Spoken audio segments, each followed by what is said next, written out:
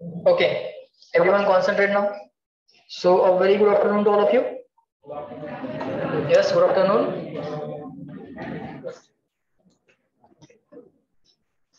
Fine. So complete silence.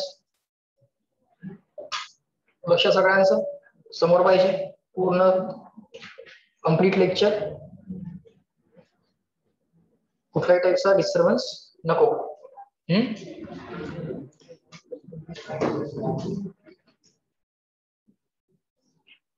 Complete silence म्हणजे complete silence. आपापसात काही डिस्कशन नाही. बर,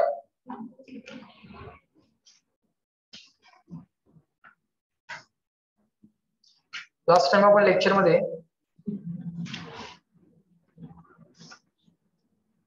वर्क डन बाय कॉन्स्टंट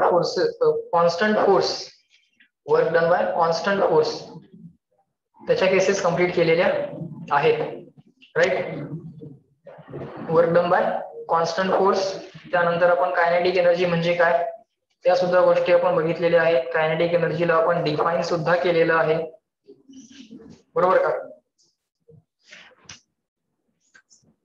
आता आपल्याला फर्दर पॉइंट चेक करायचे आहेत.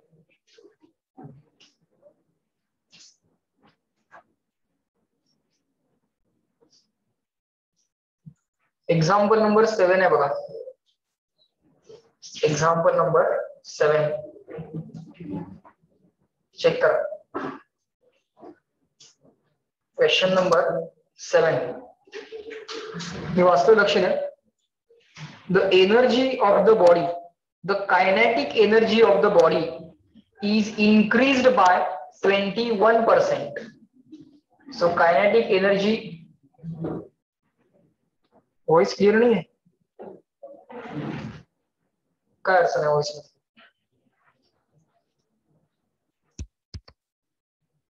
नाव चेक यायला तर पाहिजे क्लियर. चेक नाव येतो का आवाज? Is that clear?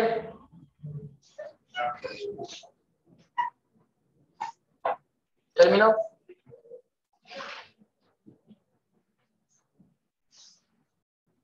येतो का आवाज? Is that clear? Net issue आहे का?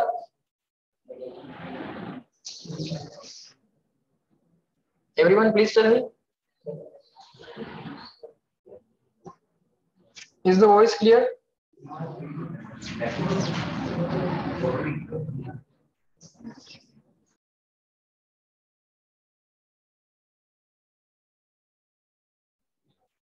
Okay. Now check. Is the voice clear? Is the voice clear now?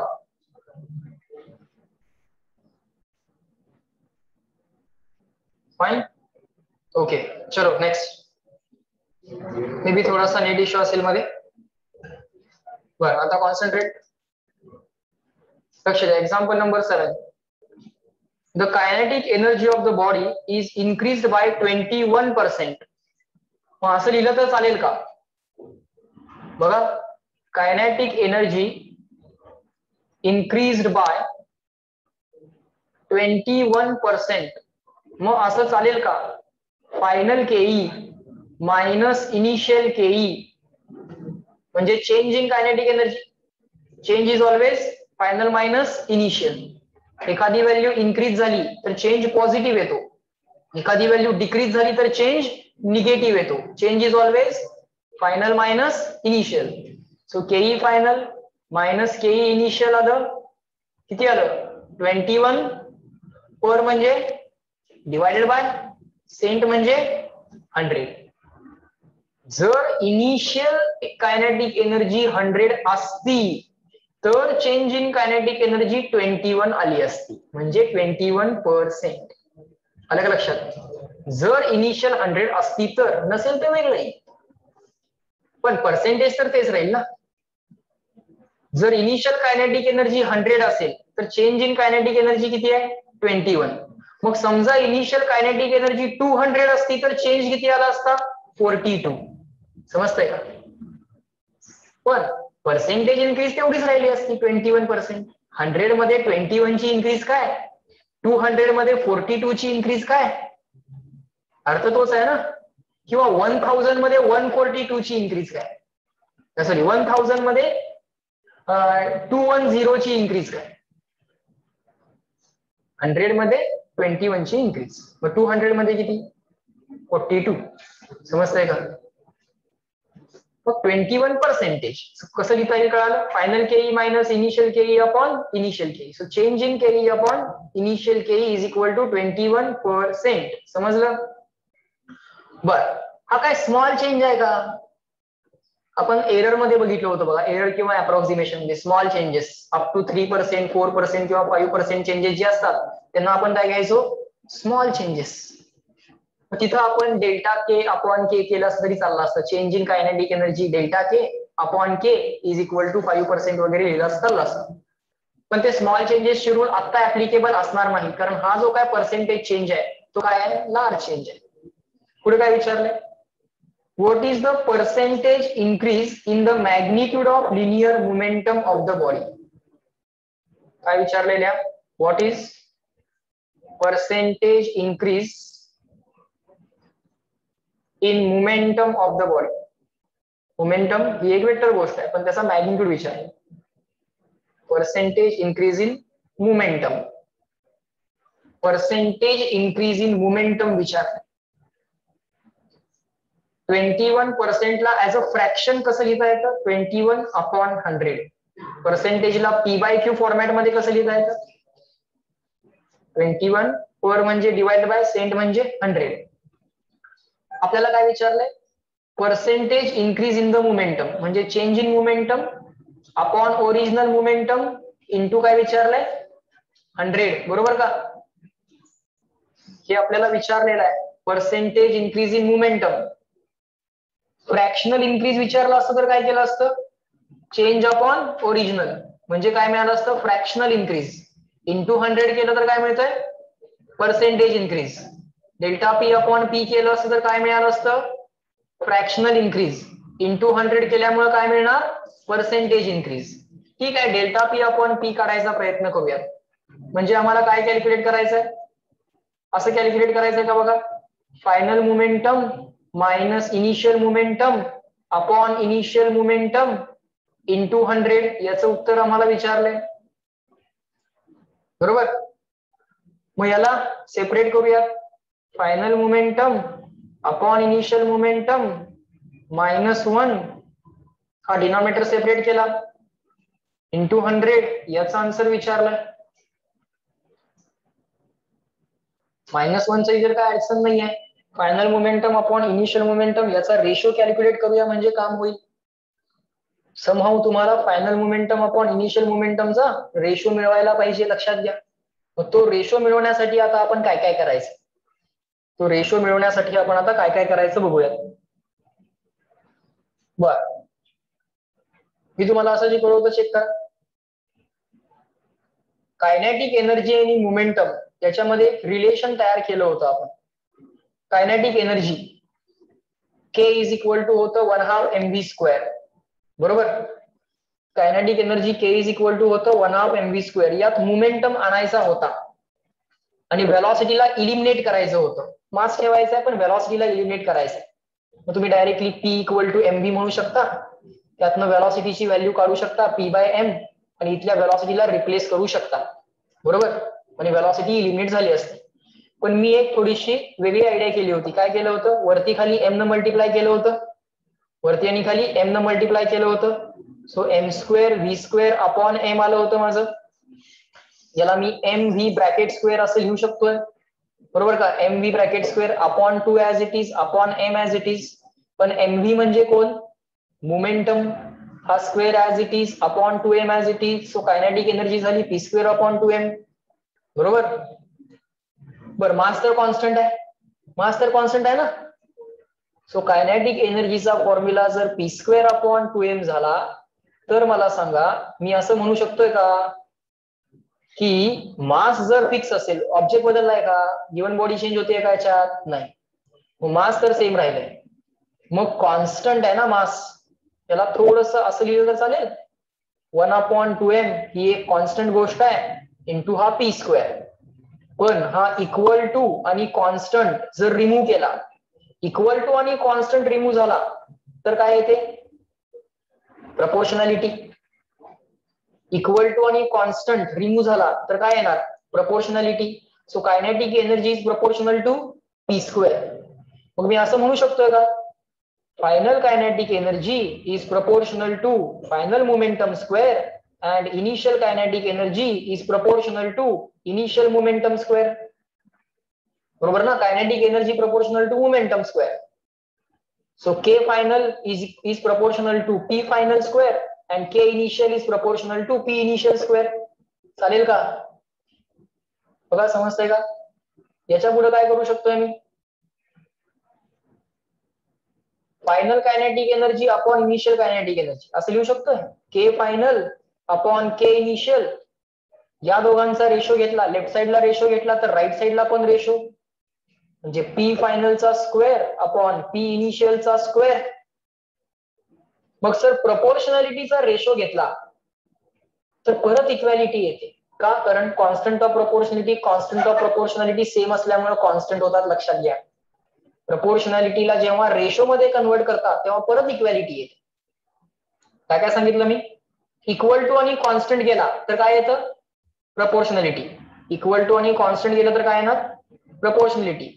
आणि प्रपोर्शनॅलिटीला रेशो मध्ये जर कन्वर्ट केलं, kinetic energy proportional to p square, मग KE final upon KE initial is equal to final momentum square upon initial momentum square.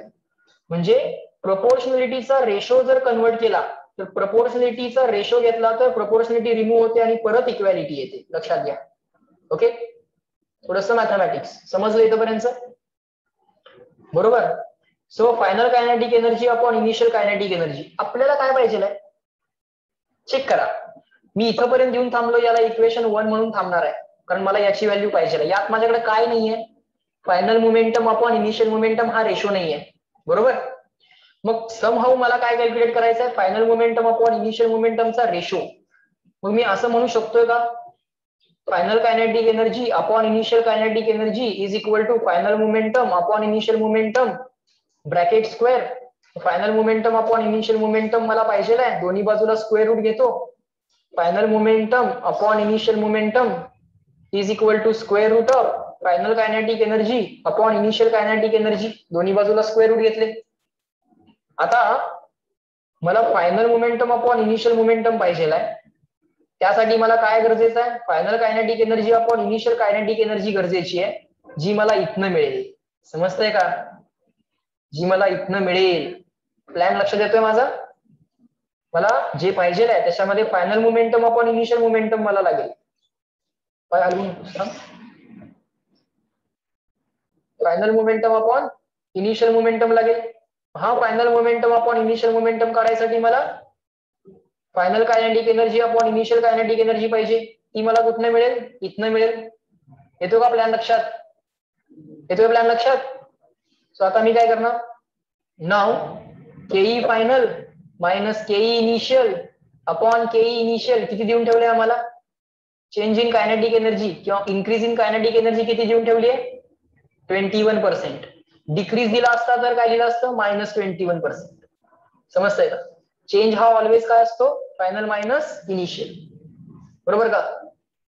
Change हा always final minus initial. एखादी value increase झाली की change positive येतो आणि एखादी value decrease झाली की चेंज निगेटिव्ह येतो. बऱ्याच वेळा करायचं आहे हे आपण, त्यामुळे काळजी करू नका. हळूहळू चांगलंच हे व्यवस्थित लक्षात येईल. इज इक्वल टू किती देऊन ठेवलंय? 21/100 देऊन ठेवलंय. सो दोन्ही बाजूला रेशो हा बेस सेपरेट करा. K final upon K initial -1 is equal to 21/100. हा 1 पलीकडे गेला, -1 चा काय झाला? +1 झाला. किती येते चेक करा. K final upon K initial 121/100 आलाय का? चेक करा आलाय का? 121/100.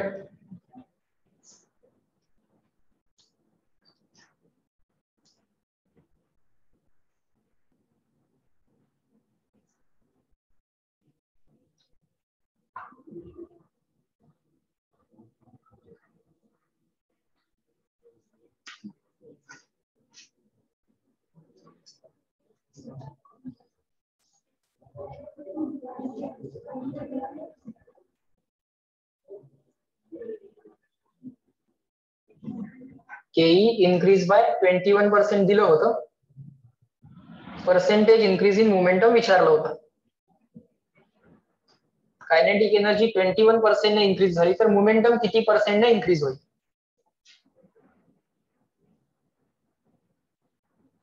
समजला हा क्वेश्चन? काय विचारलंय ते बघितलं मी. ते कॅल्क्युलेट करण्यासाठी काय लागेल? रेशो ऑफ मोमेंटम लागेल. रेशो ऑफ मोमेंटम साठी काय करावं लागेल? कायनेटिक एनर्जी आणि मोमेंटमची प्रपोर्शनॅलिटी लागेल. त्याच्यावरनं रेशो ऑफ कायनेटिक एनर्जी आणि रेशो ऑफ मोमेंटम यांचं रिलेशन आलं. रेशो ऑफ मोमेंटम आणि रेशो ऑफ कायनेटिक एनर्जी यांचं रिलेशन आलं. रेशो ऑफ कायनेटिक एनर्जी इथनं ऑब्टेन केलाय. आता प्लॅन काय असेल सांगा? इथपर्यंत पोहोचायचं आहे. हा, केई फायनल अपॉन केई इनिशियल इथे टाकणार. P final upon P initial इथनं मिळणार. तो P final upon P initial याच्यामध्ये टाकायचा. समजतंय का? काय करतोय कळतंय का? लक्षात? सो इक्वेशन 3 इन 2 आणि मग जे उत्तर येईल ते उत्तर इक्वेशन 1 मध्ये. समजलं? चला पुढं बोल. ही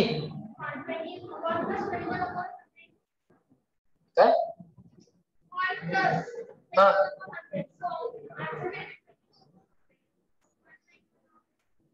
100 न 1 ला मल्टिप्लाय कर, बेस समान करून घे. 100 प्लस 21 121 अपॉन 100. बेस समान करावा लागेल. लक्ष इकडे दे, बाकीच्यांकडे लक्ष देऊ नकोस. बघा समजून घ्या. हा -1 पलीकडे गेला, काय झालं? +1.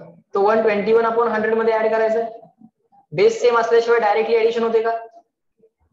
बेस सेम पाहिजे का नाही? याचा बेस किती आहे? 1. मग 100 न तुला काय करावं लागेल? इथं वरती पण 100 न मल्टिप्लाय करावं लागेल, खाली पण 100 न मल्टिप्लाय करावं लागेल. So 100 upon 100. मग 100 सेम असल्यामुळे बेस सेम. मग ते 100 प्लस 21 असं करावं लागेल ना. किंवा डायरेक्टली असंही म्हणू शकतेस, क्रॉस मल्टिप्लिकेशन असं करता ना. इथनं क्रॉस मल्टिप्लिकेशन कर. इथे किती झालं? 100 प्लस 21 121 आणि मग हा बेस किती आहे?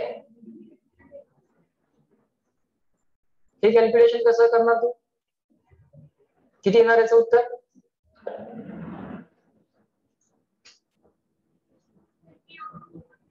याचं काय किती येणार? 13/5. कसं काढलंस? याचा बेस आता 1 आहे ना, तो पाय करणं गरजेचं होतं. म्हणून काय केलंस? यानं याला मल्टिप्लाय केलंस, यानं याला मल्टिप्लाय केलंस, खाली बेसची मल्टिप्लिकेशन केलीस. हेच केलंस ना. सो यानं याला मल्टिप्लाय केलं, यानं याला मल्टिप्लाय केलं. पहिल्यांदा क्रॉस मल्टिप्लिकेशन करून घेतली. क्रॉस मल्टिप्लिकेशन करून घ्यायची, डिनॉमिनेटरची मल्टिप्लिकेशन करायची, ती खाली लिहायची आणि मग आन्सर काढायचं. मग खाली जर 1 असेल तर ही क्रॉस मल्टिप्लिकेशन करावी लागत नाही ना. म्हणून फक्त लोक ही क्रॉस मल्टिप्लिकेशन करतात आणि पटकन ऍड करतात आणि खाली जो काही 5 आहे तो परत 1 ला मल्टिप्लाय करत बसत नाही. बरोबर?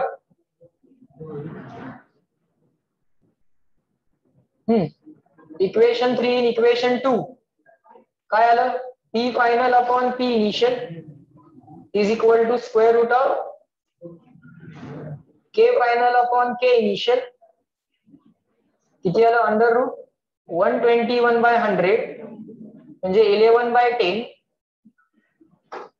आता हेच काय करायचंय? इक्वेशन 1 मध्ये टाकायचंय. इक्वेशन 1 काय आलं होतं? P final upon P initial -1 into 100 म्हणजे percentage increase in the momentum. हे आम्हाला कॅल्क्युलेट करायचं, हेच आम्हाला विचारलं होतं. त्याचं उत्तर किती येणार? मग P final upon P initial किती आलाय?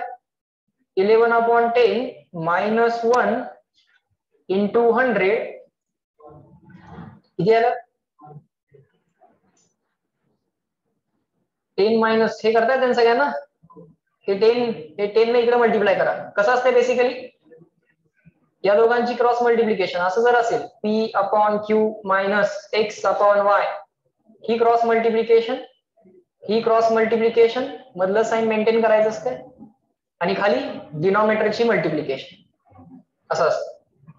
आता खाली इथं 1 असला की डिनॉमिनेटर काम सोपं होतं, डायरेक्टली मल्टिप्लाय करता येते. 11 मायनस 10 अपॉन 10 म्हणजे किती आलं 1 अपॉन 10 आलं. सो या ब्रॅकेटची व्हॅल्यू आली 1 अपॉन 10 इंटू 100 आहेच. सो 100 अपॉन 10 किती आलं 10. बरं आपण फ्रॅक्शन काढलाय की फ्रॅक्शनला इंटू 100 करून पर्सेंटेज काढलंय, पर्सेंटेज काढलंय. चेक करा माग. आपण delta P upon P change in momentum upon original momentum हा फ्रॅक्शन झाला असता, त्या फ्रॅक्शनला आपण बाळांनो इंटू 100 केलेला आहे, त्यामुळे आपल्याला काय मिळणार आहे percentage change. Percentage change positive आला की इन्क्रीज झाली म्हणायची आणि पर्सेंटेज चेंज निगेटिव्ह आला की काय म्हणायचं डिक्रीज झाली. आपला आन्सर पॉझिटिव्ह आलाय की निगेटिव्ह आलाय, प्लस 10% आलाय की मायनस 10%, प्लस 10%. सो मोमेंटम मध्ये काय झाले 10% ची इन्क्रीज झाली. कायनेटिक एनर्जी 21% ने इन्क्रीज केली की मोमेंटम कितीने वाढला आपला 10% नी वाढला. बरोबर का? करता येतील अशा टाईपचे क्वेश्चन्स. सो अशा टाईपचा सिमिलर क्वेश्चन आहे नंबर 1, तो तुम्ही एकदा स्वतः ट्राय करून बघा. ओके, तो तुम्ही एकदा स्वतः ट्राय करून बघा. क्वेश्चन नंबर 1 घरी गेल्यानंतर तुम्ही ट्राय करा. झालंय सगळ्यांचं लिहून इथपर्यंत? चला पुढे क्वेश्चन नंबर 1 तुम्ही नंतर ट्राय करा.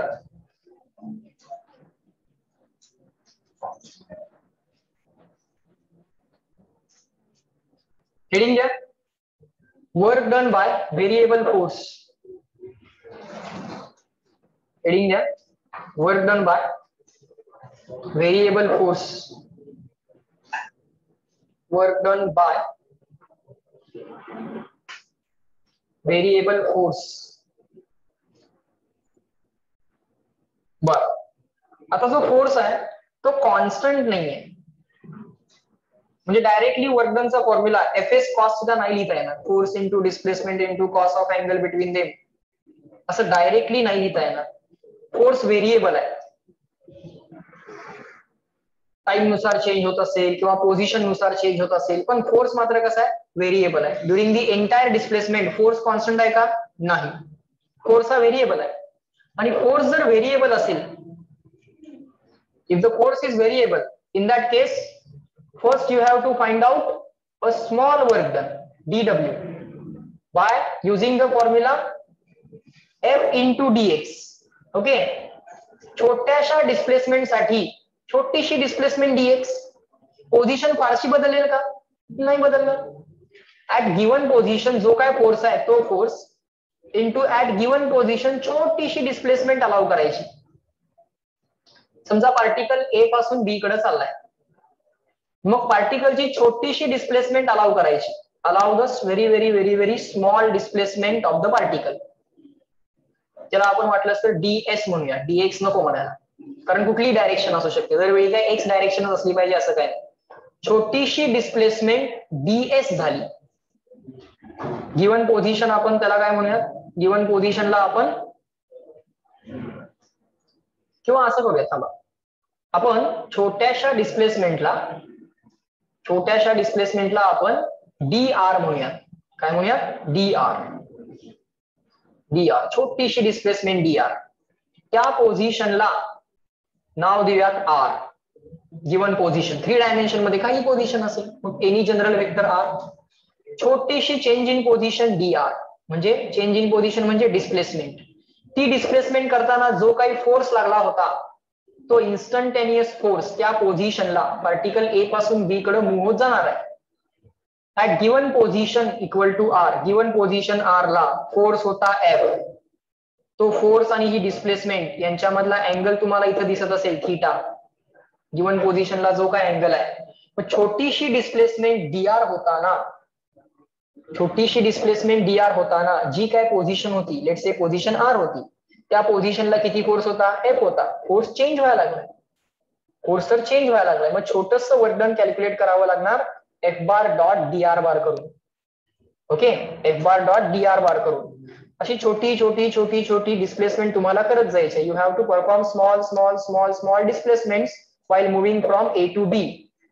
So dr dr dr dr असं करत करत करत अल्टिमेटली तुम्ही कुठं पोहोचणार, पॉइंट बी ला पोहोचणार. आणि हा फोर्स कॉन्स्टंट आहे का, नाही, हा फोर्स व्हेरिएबल आहे. सो देअरफॉर तुम्ही काय म्हणणार, total work done by a variable force, जो पोझिशन नुसार चेंज होतो किंवा टाइम नुसार चेंज होतो ड्युरिंग एंटायर डिस्प्लेसमेंट. फोर्स जर कॉन्स्टंट नसेल तर total work done by variable force कसं लिहायचं, total work done by variable force is the addition of किंवा integration of all the small small work dones. Work done scalar quantity आहे, vector summation करायचे की scalar summation, work done scalar quantity आहे, कुठलं scalar summation की vector sum, work done काय आहे, scalar आहे की वेक्टर आहे, वर्क डन स्केलर आहे की वेक्टर आहे, स्केलर, कारण हा डॉट प्रोडक्ट आहे फोर्स आणि डिस्प्लेसमेंटचा, आन्सर स्केलर मिळणार आहे. सो स्केलर एडिशन करणार तुम्ही, बरोबर. बर, मग total work done while moving from A to B. So अशा सगळ्या छोट्या छोट्या छोट्या छोट्या वर्क डनची ऍडिशन, पण अशी किती thousands and crores of work dones आहेत.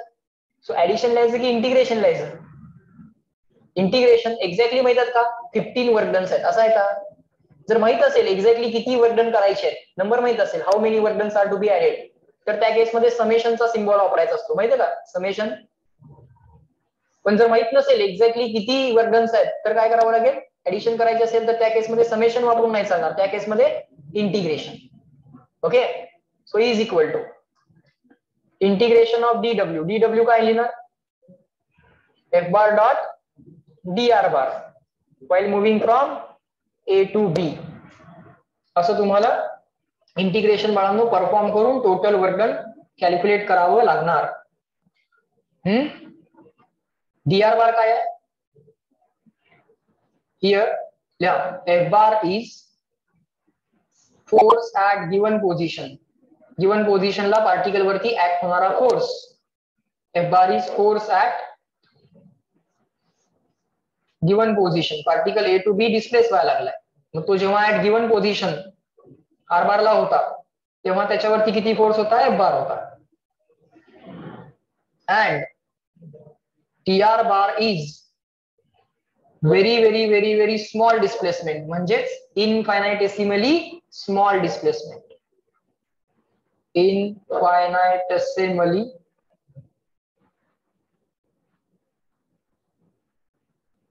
स्मॉल डिस्प्लेसमेंट, अगदी छोटीशी डिस्प्लेसमेंट, डिस्प्लेसमेंटचा शॉर्ट फॉर्म.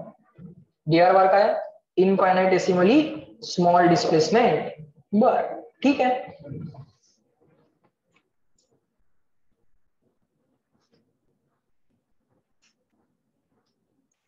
आता थोडेसे क्वेश्चन सॉल्व्ह केल्यानंतर लगेच आम्हाला हे लक्षात येईल की सरांना नक्की काय म्हणायचंय, work done by variable force म्हणजे नक्की काय हे समजेल आता. थांबा.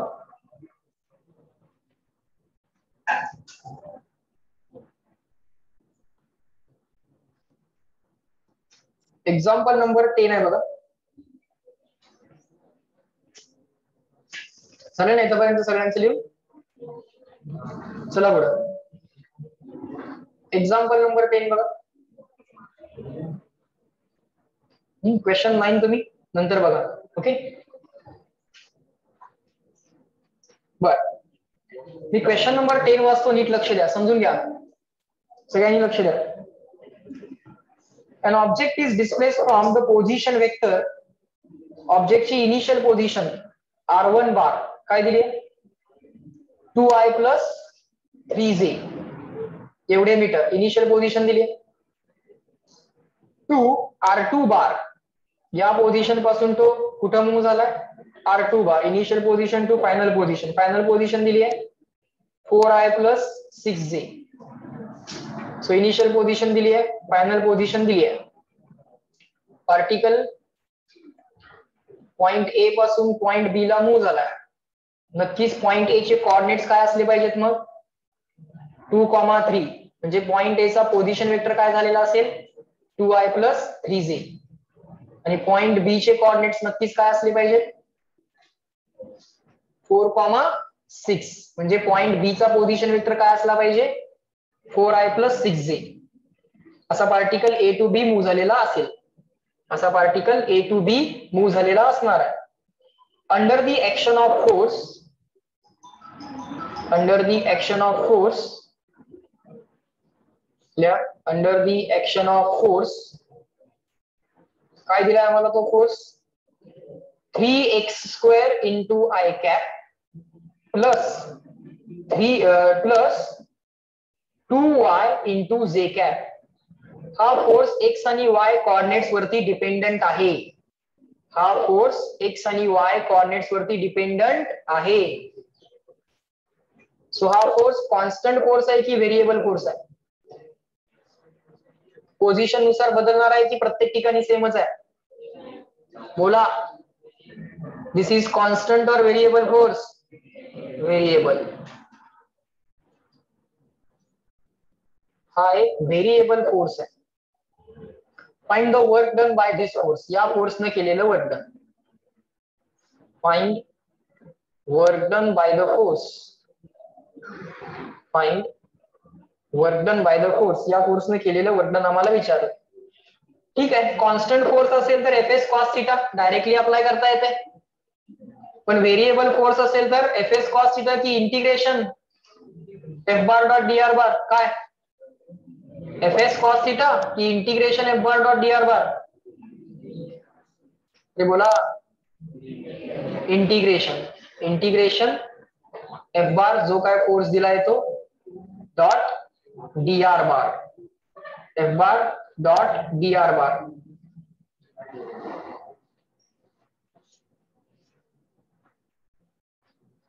बरोबर सो आता आम्हाला काय करायचं आहे या दोघांचा डॉट प्रोडक्ट घ्यायचा आहे force as a vector available आहे DR bar as a vector जर अवेलेबल झाला छोटीशी डिस्प्लेसमेंट 3 डायमेन्शन मधली छोटीशी डिस्प्लेसमेंट डीआर बार जर ऍज अ वेक्टर अवेलेबल झाला तर दोन वेक्टरचा डॉट प्रोडक्ट घेता येईल आपल्याला दोन वेक्टरचा डॉट प्रोडक्ट घेणं सोपं केव्हा होईल सांगतो मी तुम्हाला हा एफ बार जो आहे तो ऍज इट इज लिहून घेऊ आपण इथं इंटिग्रेशन ऑफ एफ बार किती आहे 3x² into I cap plus 2y into J cap हा तर झाला एफ बार सर समजा जर फक्त एक्स मध्ये मोशन झाली असती तर छोटीशी डिस्प्लेसमेंट dx म्हटलं असतं फक्त y मध्ये झाली असती तर छोटीशी डिस्प्लेसमेंट dy म्हटलं असतं फक्त z मध्ये झाली असती तर मोशन छोटीशी डिस्प्लेसमेंट dz म्हटलं असतं पण समजा आम्हाला माहित नाही आहे कुठल्या पाथच्या अलॉंग ही डिस्प्लेसमेंट झाली आहे तर मला काय करायचं dr म्हणून टाकायचं 3 डायमेन्शनल डिस्प्लेसमेंट मग असं म्हटलं तर चालेल का तुम्हाला या वेक्टरचा फोर्सचा डॉट प्रोडक्ट सर एक्स मध्ये dx एवढी डिस्प्लेसमेंट झाली y मध्ये dy एवढी झाली प्लस z मध्ये dz एवढी झाली की मग 3 dimensional displacement dr bar dx into i plus dy into z plus dz into k बोला येस नो समजलंय नाही समजलं का लक्षात बर आता दोन वेक्टरचा डॉट प्रोडक्ट घ्यायचा दोन वेक्टरचा डॉट प्रोडक्ट कसा घेणार मी हा सर आय च्या कोएफिशियंटची मल्टिप्लिकेशन प्लस जे च्या कोएफिशियंटची मल्टिप्लिकेशन प्लस के च्या कोएफिशियंटची मल्टिप्लिकेशन आय च्या कोएफिशियंटची मल्टिप्लिकेशन काय एक मोठा ब्रॅकेट टाका एक मोठा कर्ली ब्रॅकेट टाका इंटिग्रेशनच्या आत हा एक्स च्या कोएफिशियंटची मल्टिप्लिकेशन काय 3x² इंटू इकडे कोण dx बरोबर का प्लस y च्या कोएफिशियंटची मल्टिप्लिकेशन x वाले तर झाले y वाले सॉरी y नाही z च्या कोएफिशियंटची मल्टिप्लिकेशन काय येईल 2y dy प्लस k वाले कोण आहेत इकडे कोण k वाला आहे का नाही इकडे कोणीही k वाला नाही आहे म्हणजे किती आहे 0 इकडे कोण आहे 0 इंटू dz 0 होणार आहे नसतं लिहिलं तरी चाललं असतं मग हा कर्ली ब्रॅकेट कंप्लीट करायचा ओके मग हा कर्ली ब्रॅकेट आम्ही कंप्लीट केला जरा गणित सगळेजण ऑब्झर्व करा नंतर लिहायला 1 मिनिट तुम्हाला वेळ देतो बर, आता काय करायचं, हे इंटिग्रेशन ऍडिशन मध्ये आहे. Integration of addition is addition of integrations. So हे काय करा, हे इंटिग्रेशन सेपरेट करा, हे इंटिग्रेशन सेपरेट करा. Integration of each term can be found separately. So observe करा, काय लिहून घेऊ नका आता, बघा पटकन. 3x² dx plus integration 2y dy. X चे लिमिट काय चेक करा. एक्स कॉर्डिनेट कुठपासून कुठपर्यंत चेंज झालाय. हा, एक्स कॉर्डिनेट आधी किती होता 2, फायनली किती आहे 4. इथे येणार 2, इथे येणार 4. वाय कॉर्डिनेट आधी किती होता 3, फायनली किती झालाय 6. मग इथे लिहायचे वाय कॉर्डिनेटची लिमिट. समजतंय का. हे झाले एक्स कॉर्डिनेटचे लिमिट, हे झाले वाय कॉर्डिनेटची लिमिट. इथं dy आहे तर इथं y ची लिमिट्स पाहिजे, इथं dx आहे तर इथं x ची लिमिट्स पाहिजे. 3 to काय होणार 6. सो टोटल वर्क डन काढताना हा 3 इंटिग्रेशनच्या बाहेर, 3 काय आला इंटिग्रेशनच्या बाहेर. x² चं इंटिग्रेशन काय येणार x³ पॉवर एकाने वाढवणे त्यानेच डिवाइड करणे. x⁻n+1 n+1. x⁻n चं इंटिग्रेशन काय असते बोला. x⁻n+1 n+1. मग x² चं इंटिग्रेशन काय होणार बोला x³ आहे का लक्ष. ते लिहू नका म्हणून सांगितलेलं आहे, पहिल्यांदा बघा. तुला कळत नाहीये का काय. लिहून घेऊ नको असं म्हटलेलं कळते का नाही. का लिहितोयस, थांब ना मग, लक्ष दे जरा, बघा तर मेथड समजून घ्या. कारण इथपर्यंत ठीक आहे, तुम्हाला इथपर्यंत लक्षात येईल. याच्या पुढे काय करायचंय ते जरा ऑब्झर्व करणं गरजेचं आहे. अशा टाईपचे क्वेश्चन तुम्ही नंतर सॉल्व्ह करणार आहात, जरा ऑब्झर्व करा. x² चं इंटिग्रेशन काय आहे बोला. x³ म्हणजे पॉवर एकाने वाढवणे त्यानेच डिवाइड करणे. x⁻n+1 n+1. त्याचे लिमिट्स काय आहेत, x चे लिमिट्स काय आहेत 2 to 4 प्लस हे y, हा 2 इंटिग्रेशनच्या बाहेर. y dy जसं x dx तसं y dy. y dy म्हणजे y⁻1 बरोबर का. x⁻1 चे इंटिग्रेशन काय आलं असतं, x⁻1 चे इंटिग्रेशन काय आलं असतं x²/2 आलं असतं. x²/2 आलं असतं. y⁻1 चे इंटिग्रेशन काय येणार y²/2 येणार. लिमिट्स काय आहेत त्याचे 3 to 6. पट व्हॅल्यूज टाकू शकतोय आपण याच्यामध्ये. पण त्याआधी या 3 ला हा 3 कॅन्सल करू शकतोय. म्हणजे इथं काय राहणार x³. लिमिट्स काय येतील बा 2 आणि 4 प्लस या 2 ला हा 2 कॅन्सल होऊ शकतोय. पुढे काय आहे y². लिमिट्स काय येतील बा 3 आणि 6. तुमचं तुम्ही upper limit minus lower limit, upper limit minus lower limit करू शकता की नाही. फायनल आन्सर जे काय येईल ते किती येईल ते येईल, पण ते आन्सर कुठल्या युनिट मध्ये पाहिजे. हा फोर्स समजा आम्ही तुम्हाला न्यूटन या युनिट मध्ये दिला आणि पोझिशन किंवा डिस्प्लेसमेंट आम्ही तुम्हाला मीटर मध्ये दिली, तर फायनल आन्सर कुठल्या युनिट मध्ये पाहिजे जूल. फायनल आन्सर कुठल्या युनिट मध्ये पाहिजे जूल. घ्या लिहून.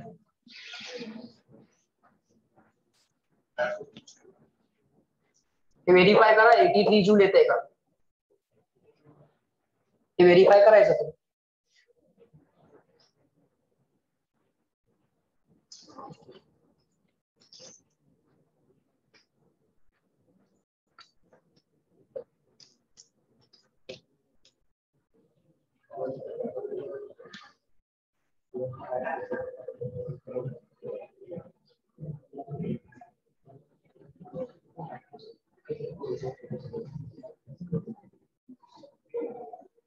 सर y चे लिमिट 4 आणि 6. अरे y चे लिमिट 4 आणि 6 काय येतील 4 आणि 6. x कॉर्डिनेट आधी किती होता 2 होता. x कॉर्डिनेट फायनली किती झाला 4. मग x चे लिमिट काय झाले 2 to 4. x कॉर्डिनेट 2 चा 4 झाला, y कॉर्डिनेट 3 चा 6 झाला. म्हणून म्हणतोय लक्ष द्या. जेव्हा लक्ष द्यायला सांगितलेलं असतं तेव्हा तुम्ही लिहिलाय, त्यामुळे असं होत आहे. कारण इथंच त्या 2 स्टेप्स आहेत जेव्हा मी तुम्हाला सांगितलं होतं की लक्ष द्या. त्या 2 स्टेप्स व्यवस्थित लक्ष द्या. कारण लिमिट ठरवणं आणि इंटिग्रेशन सेपरेट करणं, बाकी सगळं तुम्हाला येते, हे तुम्ही लहानपणी शिकलाय.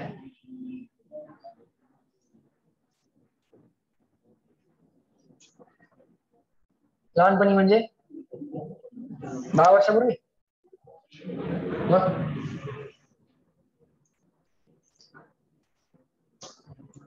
स्केलर वेक्टर कॅल्क्युलस शिकवताना शिकवलं होतं.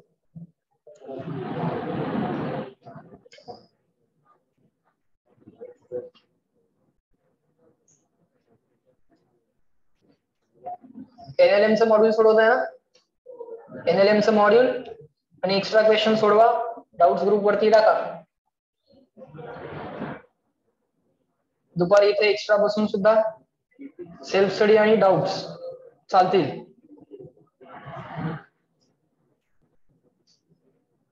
झालंय, जाऊयात पुढं.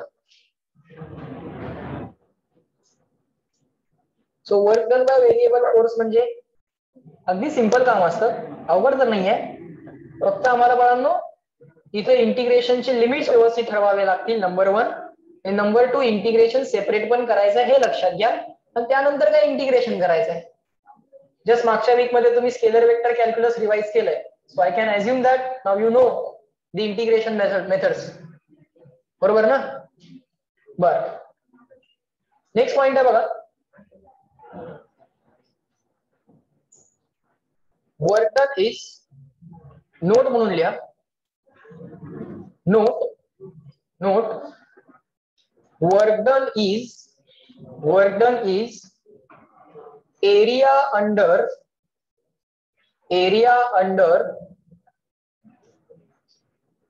Force displacement curve. Area under curve आहे तो. वर्क डन म्हणजे काय? Area under the curve. कुठला curve? Force displacement curve. Work done is area under force displacement curve. थोडंसं ऑब्झर्व करा, सगळ्यांनी लक्ष द्या, नंतर लिहा. समजा मी या ऍक्सिसला फोर्स प्लॉट केला आणि या ऍक्सिसला पार्टिकलची डिस्प्लेसमेंट किंवा पोझिशन म्हणा, पोझिशन प्लॉट केली.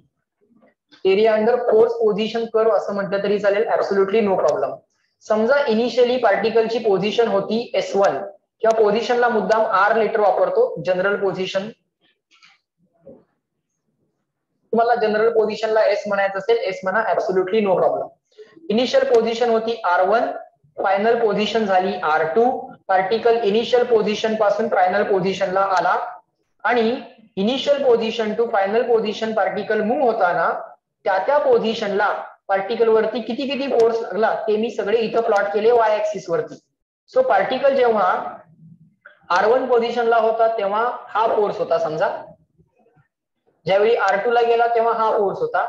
असं प्रत्येक पोझिशनला, पार्टिकलच्या प्रत्येक पोझिशनला पार्टिकल वरती किती फोर्स ऍक्ट होत होता ते सगळं मी इथं प्लॉट केलं आणि मला असा कर्व मिळाला समजा. सो या पोझिशनला जेव्हा पार्टिकल होता तेव्हा त्याच्यावरती जो काय फोर्स ऍक्ट होत असेल तो हा असेल. पार्टिकल जेव्हा इथं असेल तेव्हा त्याच्यावरती जो काय फोर्स ऍक्ट होत असेल, पार्टिकलच्या या पोझिशनला ऍक्ट होणारा फोर्स हा असेल. सो हा फोर्स कॉन्स्टंट आहे की व्हेरिएबल आहे? पोझिशन नुसार बदलतोय की कॉन्स्टंट आहे? कॉन्स्टंट और variable? Variable. So this is a variable force. बरोबर.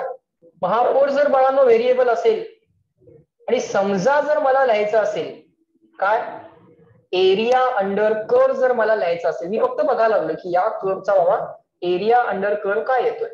एरिया अंडर कर्व, नंतर लिहा एरिया अंडर कर्व. आमच्या हिशोबानं एरिया अंडर कर्व हा इंटिग्रेशन वाय dx असतो, limits from x1 to x2. बरोबर. एरिया अंडर काय असतो? एरिया अंडर कर्व काय असतो? Integration of Y dx limits from x1 to x2. असं केलं की काय मिळतं आम्हाला? एरिया अंडर दी कर्व मिळतो. एक्स ऍक्सिसच्या वरचा एरिया पॉझिटिव्ह मिळतो, एक्स ऍक्सिसच्या खाली असणारा एरिया निगेटिव्ह मिळतो. तेही आम्ही शिकलोय. एरिया अंडर कर्व. इंटिग्रेशनचं मिनिंग काय बाळांनो? What is the meaning of integration? Geometric meaning of integration काय आहे? Area under curve. बरोबर. पण वाय ऍक्सिस वरती काय प्लॉट केलंय आम्ही? वाय ऍक्सिस वरती काय प्लॉट केलंय? फोर्स. वाय ऍक्सिस वरती आम्ही फोर्स प्लॉट केलाय आणि एक्स ऍक्सिस वरती काय प्लॉट केलंय? पोझिशन म्हणजे R. D as it is instead of X. Now you will write R. बरोबर का? सो एफ डी आर किंवा F bar dot D R bar काही म्हणा. एफ डी आर काय आलं? हे काय आहे? छोटस work done DW. F into D R, force into displacement. Displacement छोटीशी displacement dr as a vector म्हणून ट्रीट केलं तर पण आता इथं आपल्याला व्हॅल्यूज लिहायचे त्यामुळे इथं वेक्टर म्हणून ट्रीट नाही करता येणार, पण फॉर्म्युल्यामध्ये करता येईल ऍज अ वेक्टर म्हणून ट्रीट, काही अडचण नाही. मग इथं एफ बार आणि डी आर बार लिहिलं. अरे पण ही क्वांटिटी ऑन वाय ऍक्सिस आणि आर म्हणजे position on the X axis, so F bar dot D R bar. पण हे काय आहे? Integration F bar dot D R bar म्हणजे काय आहे? Work done by the force. म्हणून वर्क डन बाय द फोर्सला आपण नोट मध्ये काय लिहिलेलं आहे? वर्क डन बाय दी फोर्सला आपण डायरेक्टली काय लिहिलेलं आहे? Area under the curve. आणि इथं आपण प्रूव्ह केलं की area under the curve by definition काय असतो? Integration of Y dx. Integration of Y dx आठवतंय का? एरिया अंडर कर्व रिवाइज केलंय का तुम्ही? कॅल्क्युलस केलं का रिवाइज? मागच्या वीक मध्ये सांगितलं होतं. सो एक्सपेक्टेड आहे की एरिया अंडर दी कर्व ही कॉन्सेप्ट तुम्हाला माहित असेल किंवा लक्षात ठेवा. एरिया अंडर दी कर्व म्हणजे integration Y dx and X goes from x1 to x2. फक्त आता इथं काय करावं लागेल? एक्स म्हणजे काय? R, position of the particle. So initial position r1, final position r2. So काय F bar dot D R bar म्हणजे काय? फोर्स इंटू डिस्प्लेसमेंटचा डॉट प्रोडक्ट. म्हणजे हे काय आहे? वर्क डन आहे. छोटस वर्क डन डीडब्ल्यू, छोट्याशा वर्क डन डीडब्ल्यू चे इंटिग्रेशन डब्ल्यू म्हणजे वर्क डन. सो म्हणून एरिया अंडर दी कर्वला काय म्हणतात? Work done by the force म्हणतात. लिहून ठेवा.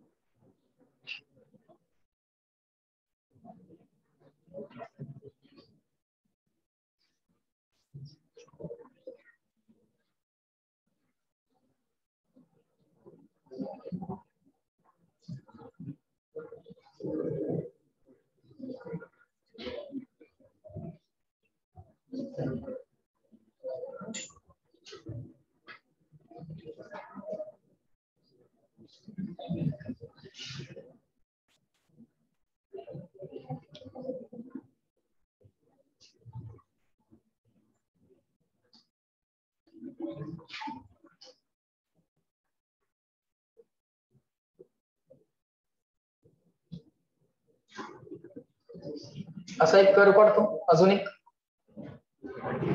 हा जो काय एरिया अंडर दी कर्व असेल तो पण वर्कडनच असेल, पण हे वर्डन कसं असेल? निगेटिव्ह वर्क असेल. ठीक आहे. सो लक्षात ठेवायचं फक्त एवढंच की फोर्स आणि पोझिशन किंवा फोर्स आणि डिस्प्लेसमेंट या ग्राफचा एरिया अंडर दी कर्व आम्हाला काय देतो? वर्क डन देतो.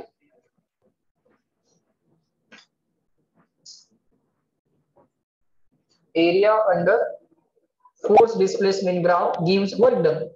बरोबर आहे.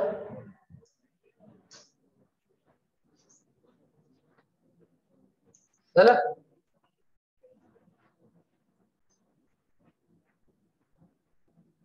फक्त लिमिट चेक करायचे, कुठल्या पोझिशन पासून कुठल्या पोझिशन पर्यंत सांगितले ते चेक करायचं आणि त्या हिशोबाने आन्सर द्यायचं.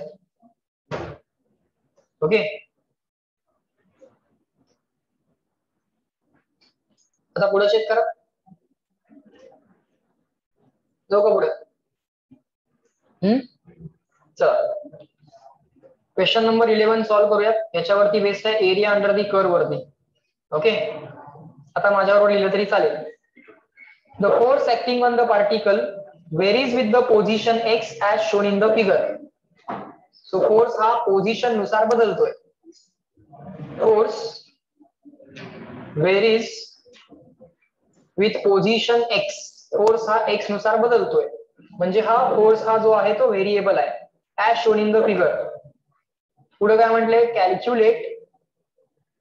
Calculate work done by the force. Calculate work done by the force from x equal to 0 to x is equal to 6 meter. म्हणजे पार्टिकलची initial position 0, final position 6 metre. Initial position 0, final position 6 metre. Graph जो दिलाय आता माझ्याबरोबर लिहिलं तरी चालेल. या गोष्टी तुमच्या लक्षात आलेल्या आहेत, आता काही अडचण नाही. सो इथं त्यांनी प्लॉट केलाय फोर्स इन न्यूटन, ब्रॅकेट मध्ये युनिट लिहिलंय, आणि इकडे प्लॉट केली आहे पोझिशन ऑफ द पार्टिकल. आता आर नाही म्हणत बसले, आता काय म्हणतात, एक्स म्हणतात. ठीक आहे, म्हणजे पार्टिकल वन डायमेन्शनल मोशन करतोय, समजतंय का? म्हणून त्यांनी इथं काय म्हटलंय, एक्स, आणि अलॉंग एक्स पार्टिकल मूव्ह व्हायला लागलाय. ही पोझिशन त्यांनी मीटर मध्ये मेजर केली आहे. ठीक आहे, इनिशियली पार्टिकल 0 मीटरला होता, थोड्या वेळासाठी त्याच्यावरती constant force of 5 newton act झाला. कधीपर्यंत? एक्स इक्वल टू 4 मीटर बनेपर्यंत. त्यानंतर हा फोर्स, ही पोझिशन 5 मीटर, ही पोझिशन 6 मीटर, नंतर हा फोर्स असा डिक्रीज होत होत होत होत अल्टिमेटली फोर्स किती झाला, 0 झाला. एक्स इक्वल टू 6 मीटरला फोर्स 0 झाला. So during entire motion force काय कॉन्स्टंट नव्हता. ठीक आहे, म्हणजे हा एक व्हेरिएबल फोर्स आहे. आता आम्हाला या फोर्सनं केलेलं वर्क डन कॅल्क्युलेट करायचं आहे. From X equal to 0 to X equal to 6. So X equal to 0 ची ही स्ट्रेट लाईन असेल. एक्स इक्वल टू 6 ला काही स्ट्रेट लाईन ड्रॉ करायची गरज नाही, कारण curve already X equal to 6 ला टच झालेला आहे. सो हा एरिया अंडर दी कर्व काढायचा आहे. दोन वेजनी हा एरिया कॅल्क्युलेट करता येऊ शकतो. पहिला तर आहे की सर पहिल्यांदा या रेक्टँगलचा एरिया कॅल्क्युलेट करा, स्क्वेअर म्हणू नका त्याला, तो काय आहे, रेक्टँगल. पहिल्यांदा या रेक्टँगलचा एरिया कॅल्क्युलेट करा, मग या ट्रायंगलचा करा. रेक्टँगलचा पण पॉझिटिव्हच घ्यावा लागेल कारण तो अबोव दी एक्स एक्सिस आहे. ट्रायंगलचा पण पॉझिटिव्हच घ्यावा लागेल कारण तोही अबोव दी एक्स एक्सिस आहे. फायनल आन्सर मिळेल. जे बिलो दी एक्स एक्सिस आहे ते एरिया काय येतील, निगेटिव्ह, बरोबर. किंवा दुसरा ऑप्शन असा पण आहे, त्याला कम्प्लीट ट्रॅपेझियम म्हणू शकतो आपण, ट्रॅपेझियम. आणि एरिया ऑफ ट्रॅपेझियमचा फॉर्म्युला काय असतो, 1/2 sum of parallel sides into height. 1/2 sum of parallel sides into height, हा पण ऑप्शन आहे. मी काय करतो, मी या रेक्टँगलचा एरिया काढतो प्लस या ट्रायंगलचा एरिया काढतो आणि आन्सर आणून दाखवतो. सो टोटल वर्क डन मी कसं काढणार, पहिल्यांदा या रेक्टँगलचा एरिया, समोर लक्ष द्या, एक सेकंड फक्त बघा. या रेक्टँगलचा एरिया काढताना दिस साइड इंटू दिस साइड. आता ही साइड काढताना दिस मार्किंग मायनस दिस मार्किंग, म्हणजे किती येणार, 4 मायनस 0, म्हणजे ही साइड लेंथ किती आली माझी, 4 आली. So base into height. आता हाईट करताना दिस मार्किंग मायनस दिस मार्किंग, 5 मायनस 0, 5 मायनस 0 किती येणार, 5. सो हा झाला एरिया ऑफ रेक्टँगल. प्लस पुढे हा एरिया ऑफ ट्रायंगल. ट्रायंगलचा एरिया करताना 1/2 बेस इंटू हाईट. आता बेस कॅल्क्युलेट करताना, ही व्हॅल्यू कॅल्क्युलेट करताना, बेसची लेंथ कॅल्क्युलेट करताना दिस मार्किंग मायनस दिस मार्किंग करावं लागेल. जरा कॅल्क्युलेशन बघा, दिस मार्किंग मायनस दिस मार्किंग म्हणजे 6 मायनस 4 करावं लागेल, म्हणजे किती येणार ते 2. मग तिथे लिहिताना मुद्दाम मी काय लिहितो, 1/2 बेस इंटू हाईट करताना 1/2 बेसला किती लिहिलं मी, 6 मायनस 4 असं लिहिलं. दिस मार्किंग मायनस दिस मार्किंग म्हणजे हे बेस आम्हाला कळालं. आता हाईट लिहिताना मी मुद्दाम काय लिहिणार, दिस मार्किंग मायनस दिस मार्किंग. हे मार्किंग किती आहे 5 आणि हे मार्किंग किती आहे 0. सो 5 मायनस 0 असं करायचं. ते एक पॉझिटिव्ह आन्सर काढायचं, एरियाचा आन्सर पॉझिटिव्ह पहिल्यांदा काढायचं, मग नंतर डिसाईड करायचं की हा एरिया पॉझिटिव्ह लिहायचा की निगेटिव्ह लिहायचं. अबोव दी एक्स ऍक्सिस असेल तर पॉझिटिव्ह लिहा, बिलो दी एक्स ऍक्सिस असेल तर निगेटिव्ह लिहा. किती आला आन्सर चेक करा, लिहा आता तुम्ही, लिहा तुम्ही पण आता किती ते चेक करा. 25 जूल्स नाही, जूल. कुठल्याही युनिटला प्लुरल करतात का, मीटर्स, सेंटीमीटर्स, जूल्स असलं काही नसतंय. It should be simply joule. Either complete name starting with the small letter or symbol starting with the capital letter. So work done by this force should be 25 joule.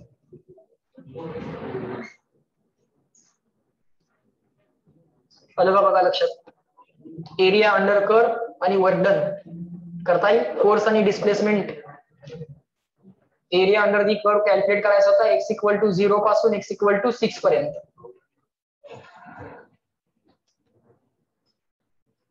झालं. सगळ्यांना लक्षात आलं? समजले? माग last bench लक्षात आलंय? जायचं आपण पुढं. चला क्वेश्चन नंबर 12 सॉल्व करा. लिहा क्वेश्चन नंबर 12 माझ्या बरोबर लिहा. आता व्हेरिएबल फोर्स वरचे क्वेश्चन्स आज प्रॅक्टिस करूया सगळी. Force F is equal to 0.5x plus 10 acts on the particle. सांगा बरं, पटकन सांगा या फोर्स कडे बघून. हा कॉन्स्टंट फोर्स असला पाहिजे की व्हेरिएबल? टाइम किंवा पोझिशन नुसार बदलतोय का कॉन्स्टंट आहे? कॉन्स्टंट की व्हेरिएबल? Variable fix. एवढं आम्हाला आता ओळखायला तर यायला लागलं. दिसतंय इथे एक्स नुसार बदलायला लागला. बरोबर. आता पुढे काय दिले? Acts on the particle. Here F is in newton and X is in metre. Force त्यांनी कुठल्या युनिट मध्ये दिलाय सांगितलंय क्वेश्चन मध्ये? न्यूटन मध्ये. आणि पोझिशन त्यांनी कुठल्या युनिट मध्ये दिली आहे? मीटर. पोझिशन मीटर मध्ये असेल तर डिस्प्लेसमेंट पण मीटर मध्ये येणार. म्हणजे फायनल आन्सर SI युनिट मध्ये यायला पाहिजे जूल. पण समजा फोर्स जर आम्हाला डाईन मध्ये दिला आणि पोझिशन सेंटीमीटर मध्ये दिली तर फायनल आन्सर CGS युनिट मध्ये येणार, कर्ग मध्ये येणार, जूल मध्ये नाही येणार. कधी? जर फोर्स आम्हाला डाईन मध्ये दिला आणि डिस्प्लेसमेंट आम्हाला सेंटीमीटर मध्ये दिली तर. आपण सगळं SI युनिट मध्ये करतोय आता. आपला आन्सर जूल मध्ये येणार. Calculate work done by the force W is equal to question mark during the displacement from x is equal to 0 to x is equal to 2 meter. x is equal to 0 पासून x is equal to 2 metre इथपर्यंत particle move झालेला आहे. आता या फोर्सनी केलेलं work done आम्हाला calculate करायचं आहे. सर हा व्हेरिएबल फोर्स आहे, नुसतं फोर्स इंटू डिस्प्लेसमेंट करून चालणार नाही किंवा Fs cos θ करून चालणार नाही. काय करावं लागेल मला? Sir work done is equal to integration F bar dot dr bar करावा लागेल. बर, पण सर आता आमच्याकडे F बार फोर्स याचा वेक्टर आहे का? नाही. डिस्प्लेसमेंट याचा वेक्टर आहे का? नाही. मग काहीतरी करावं लागेल. हा जो काय फोर्स आहे त्यांनी सांगितलं नाहीये कुठल्या डायरेक्शन मध्ये, आणि ही डिस्प्लेसमेंट पण त्यांनी स्वतःहून दिलेली नाहीये. ठीक आहे, या dr बारला तर आम्ही dx into I, dy into जे, dz इंटू के करू शकतो, काय अडचण नाही त्याच्यामध्ये. मग या फोर्सला तरी सांगायला पाहिजे होतं ना की हा फोर्स ऍज अ वेक्टर नक्की काय, नाहीतर कळणार कसं? F बार आणि dr बार यांच्यामधला अँगल पण आम्हाला माहित नाहीये. फोर्स ऍज अ वेक्टर नाही दिला, चला dr बारला आम्हाला रिप्लेस करता येते, काय अडचण नाही. मग अशा केसमध्ये काय करायचं बाळांनो? जर दिलं नसेल तर एवढं तर कळतंय की याच्यामध्ये आम्हाला फक्त एक्स दिसतोय. याचा अर्थ पार्टिकलची मोशन जी आहे ती फक्त काय? अलॉंग एक्स आहे. पार्टिकलची मोशन जी आहे ती फक्त काय? Along x. त्यामुळे पहिल्यांदा हे काम करून घ्यायचं, याला इक्वेशन 1 म्हणू शकतोय आम्ही. पहिल्यांदा हे काम करून घ्यायचं, dr बारला नुसतंच dx इंटू आय कॅप करून घ्यायचं. dy घ्यायची गरज नाही, dz घ्यायची पण गरज नाही. हे पहिल्यांदा समजून घ्या. असं लिहिलं मुद्दा, कारण इथं मला त्यांनी बाकीची कुठली इन्फॉर्मेशन दिली नाहीये. पार्टिकल कसा मूव्ह होतो हे सांगितलेलं नाहीये आणि इक्वेशन मध्ये मला इथं फक्त एक्स दिसतंय. सो मी असं अज्युम केलं की पार्टिकल फक्त अलॉंग एक्स मूव्ह होतोय. मग पार्टिकलची डिस्प्लेसमेंट dr बार लिहित बसायची गरज नाहीये, dx लिहून काम होत आहे. आणि दुसरं म्हणजे पार्टिकल वरती ऍक्ट होणारा फोर्स हा पण मी कसा लिहितो बघा. हा झाला त्याचा मॅग्निट्यूड व्हॅल्यू आणि ही झाली त्याची डायरेक्शन इंटू आय कॅप. तो अलॉंग एक्सच आहे म्हणणार. तो काय म्हणणार? मी अलॉंग एक्सच आहे असं म्हणणार. आणि मग बाळांनो मी काय लिहिणार? Work done is equal to integration of F bar dot dr बारला या व्हॅल्यूजनी सबस्टिट्यूट करणार. So in this way you have to assume the data which is not given. न दिलेला डेटा बाळांनो अशा पद्धतीने अज्युम करा. हा झाला first vector F bar dot, दुसरा वेक्टर कुठला?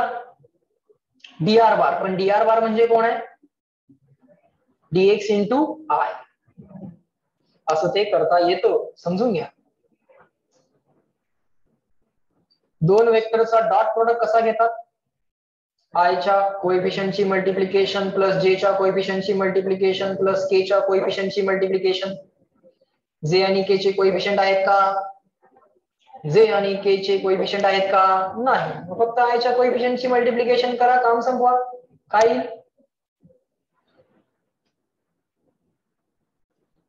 बरोबर? इंटू आयचा कोएफिशियंट झाला इथल्या आयचा कोएफिशियंट dx. एवढंच करायचंय, सिंपल.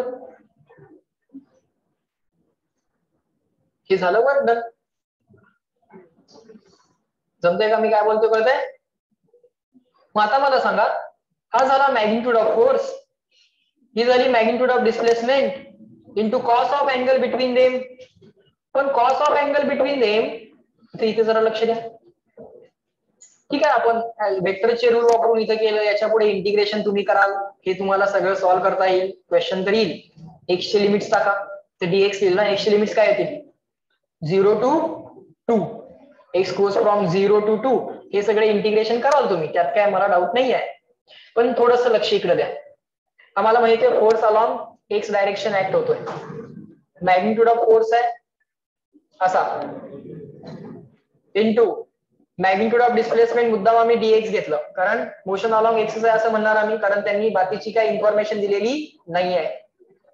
फोर्स अलॉंग एक्स आहे, डिस्प्लेसमेंट अलॉंग एक्स आहे, तर त्यांच्यामधला अँगल किती आला? फोर्स आणि डिस्प्लेसमेंट मधला अँगल किती आला? 0. तोच कॉस 0 म्हणजे काय असेल? 1. म्हणून नुसतं एवढं जरी लिहिलं असतं ना डायरेक्टली, काय फोर्सचा मॅग्निट्यूड, हा फोर्सचा मॅग्निट्यूड इंटू डिस्प्लेसमेंट dx, एवढं जरी लिहिलं असतं तरी चाललं असतं, कारण आता फोर्स आणि डिस्प्लेसमेंट एकाच डायरेक्शन मध्ये आहेत. त्यामुळे फोर्स आणि डिस्प्लेसमेंट मधला अँगल 0 आहे आणि तो कॉस 0 डायरेक्टली 1 लिहिता येतो. त्यामुळे नुसतं एवढं आन्सर सुद्धा चाललं असतं. समजतंय तुम्हाला? बरे, पुढचं इंटिग्रेशन सॉल्व्ह करा आणि मला आन्सर सांगा किती येते. करा बळा, इंटिग्रेशन सॉल्व्ह करा आणि आन्सर सांगा. Integration of each term can be found separately. करा ते. 0.5x dx integration separate plus 10 into dx ला ब्रॅकेट टाका, कन्फ्युजन नको. x goes from 0 to 2, x goes from 0 to 2. Constant इंटिग्रेशनच्या बाहेर x dx चं इंटिग्रेशन अवघड नसावं. काय आहे x dx चं इंटिग्रेशन? x square upon 2 limits 0 to 2 in constant इंटिग्रेशनच्या बाहेर. dx राहिला इंटिग्रेशनच्या, dx चं इंटिग्रेशन x limits from 0 to 2 divide by 2 बाहेर घ्या. Upper limit minus lower limit x square ला अप्पर लिमिट लोअर लिमिट टाका. एक्स स्क्वेअर ला काय लिहिणार?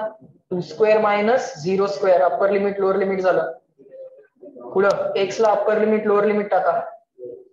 2 मायनस 0 किती आलं जरा आन्सर मला सांगा कोणीतरी.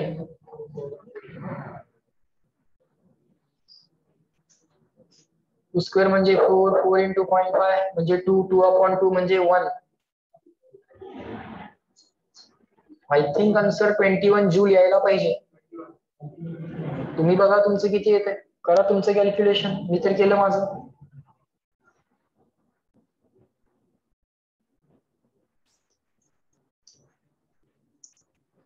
आलंय माझं 21 आलंय. तुमचं येते? समजायला लागले व्हेरिएबल फोर्सचे क्वेश्चन कसे असतील. छोटस इंटिग्रेशन करावं लागणार आहे, दुसरं काही नाही.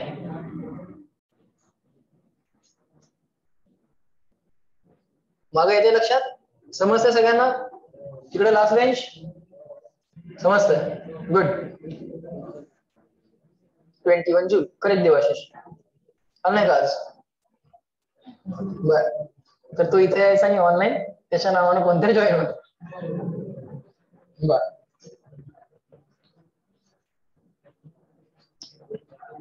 चला next. Online people shall we move ahead. जायचं का पुढे?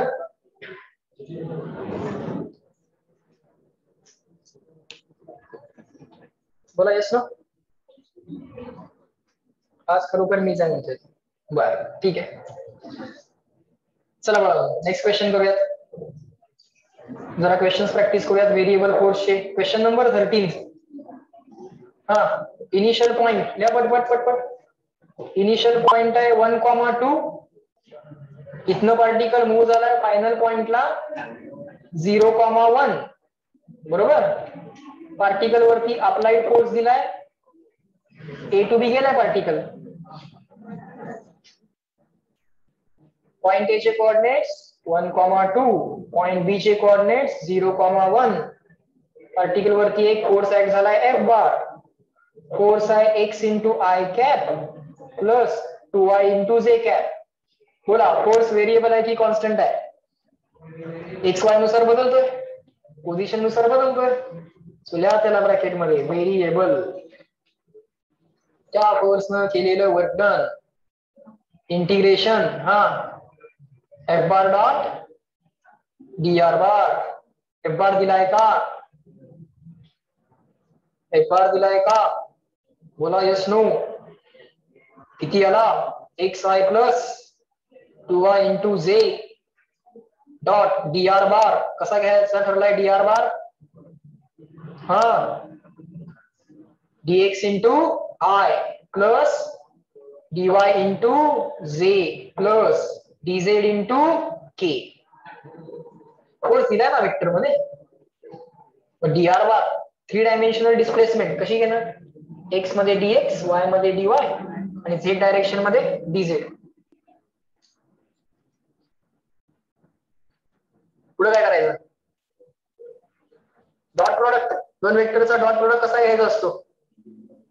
हा एक्सच्या कोएफिशिएंट एक्शन आय च्या कोएफिशिएंटची मल्टिप्लिकेशन प्लस जे च्या कोएफिशिएंटची मल्टिप्लिकेशन प्लस के च्या कोएफिशिएंटची मल्टिप्लिकेशन. आय च्या कोएफिशिएंटची मल्टिप्लिकेशन काय आली? एक्स डीएक्स प्लस जे च्या कोएफिशिएंटची मल्टिप्लिकेशन काय येणार? इकडे जे चा कोएफिशिएंट कोण आहे? 2y. इकडे कोण आहे? dy प्लस इकडे के चा कोएफिशिएंट किती आहे? 0. तिकडे के चा कोएफिशिएंट dz. काय सांगितलं इथं? लगेच काय टाकायचं आहे? मोठा ब्रॅकेट टाकायचा आहे. लिमिट्स लगेच टाकले नाही तरी चालतील आणि टाकायचेच असतील तर कसे टाकावे लागतील? Initial point 1,2 final point 0,1. Integration of each term can be found separately. अपार्सात जराही बोलणं नकोय. लक्ष समोर द्या आणि लिहून घ्या पटपट पटपट.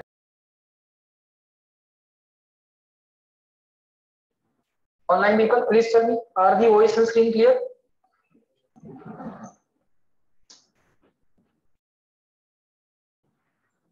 Online people, please tell me, are the voice and screen clear?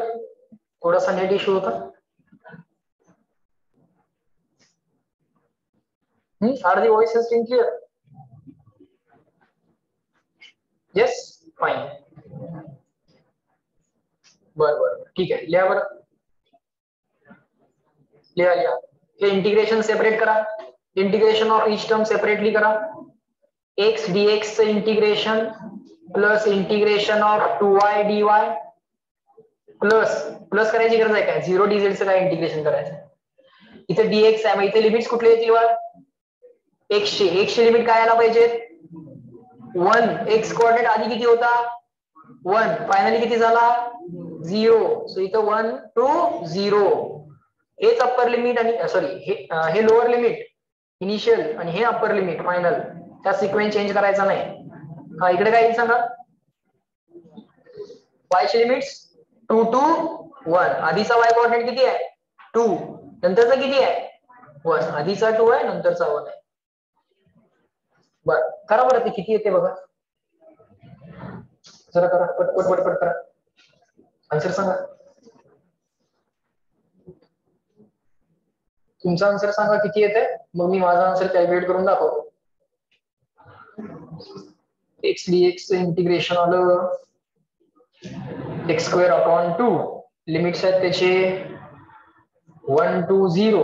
1 to 0 तर 1 to 0. प्लस हा मी 2 डायरेक्टली बाहेर घेतला ब्रॅकेटच्या, चालतोय तसं. हा 2 इंटिग्रेशनच्या बाहेर, इंटिग्रेशनच्या आत काय राहिलं वाय डीवाय. वाय डीवाय चे इंटिग्रेशन काय y⁻1 ना, x dx सारखंच येणार ते, x dx सारखंच येणार. वाय डीवाय चे इंटिग्रेशन y²/2 पॉवर एकाने वाढवणे त्यानेच डिवाइड करणे. लिमिट्स काय येणार 2 to 1, लिमिट्स येणार आहे 2 to 1. ठीक आहे. अप्पर लिमिट x² ला अप्पर लिमिट 0 टाका, 0² मायनस x² ला लोअर लिमिट x ला 1 टाका, 0² मायनस 1² अपॉन 2 प्लस या 2 ला हा 2 कॅन्सलच होतोय. किती आले चेक करा. इथं आलं minus half, upper limit minus lower limit, y² ला अप्पर लिमिट 1 टाका, सो 1² मायनस y² ला लोअर लिमिट 2 टाका, minus 2² upper limit minus lower limit, y ला आधी 1 टाका त्यानंतर y ला 2 टाका. चेक करा सगळेजण. 1 मायनस 4 म्हणजे -3, -3 मायनस हाफ -3.5 किंवा -7/2 कसंही करा. बेस समान 2 × 3 -6 -6 -1 -7 करा स्वतः. बघत बसायची गरज नाही पडायला, स्वतःला करता यायला पाहिजे.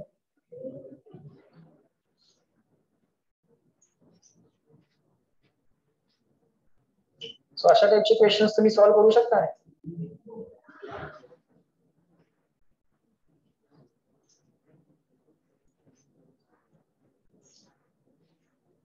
जमलंय सगळ्यांना, जमलंय.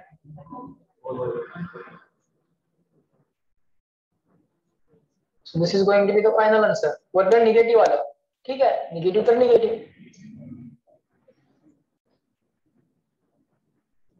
वर्क डन पॉझिटिव्ह निगेटिव्ह 0 येऊ शकतो.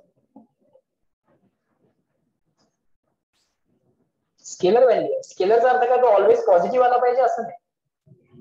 एखादी स्केलर व्हॅल्यू पॉझिटिव्ह निगेटिव्ह 0 तिन्ही असू शकते.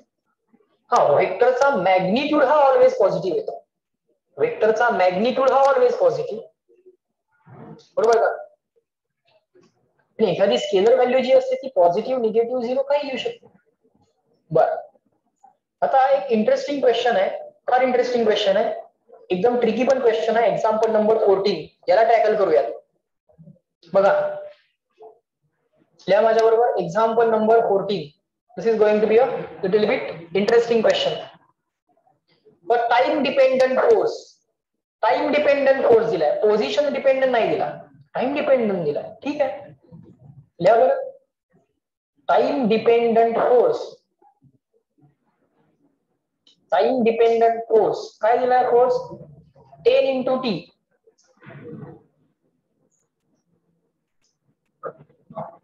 10 × t टाइम नुसार चेंज होणारा फोर्स दिलाय. Is applied on the block of mass 10 kg. ब्लॉकचं मास किती दिलंय 10 kg. इथं हा ब्लॉक ठेवलेला आहे. Just give me 1 second.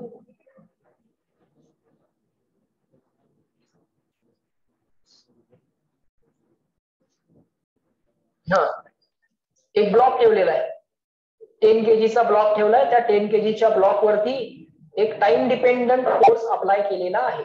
बरं ठीक आहे. This is a time dependent force which is applied on the block, आणि हा टाइम नुसार चेंज होतोय. फॉर्म्युला आहे 10t. बरोबर, लक्ष द्या व्यवस्थित सगळेजण.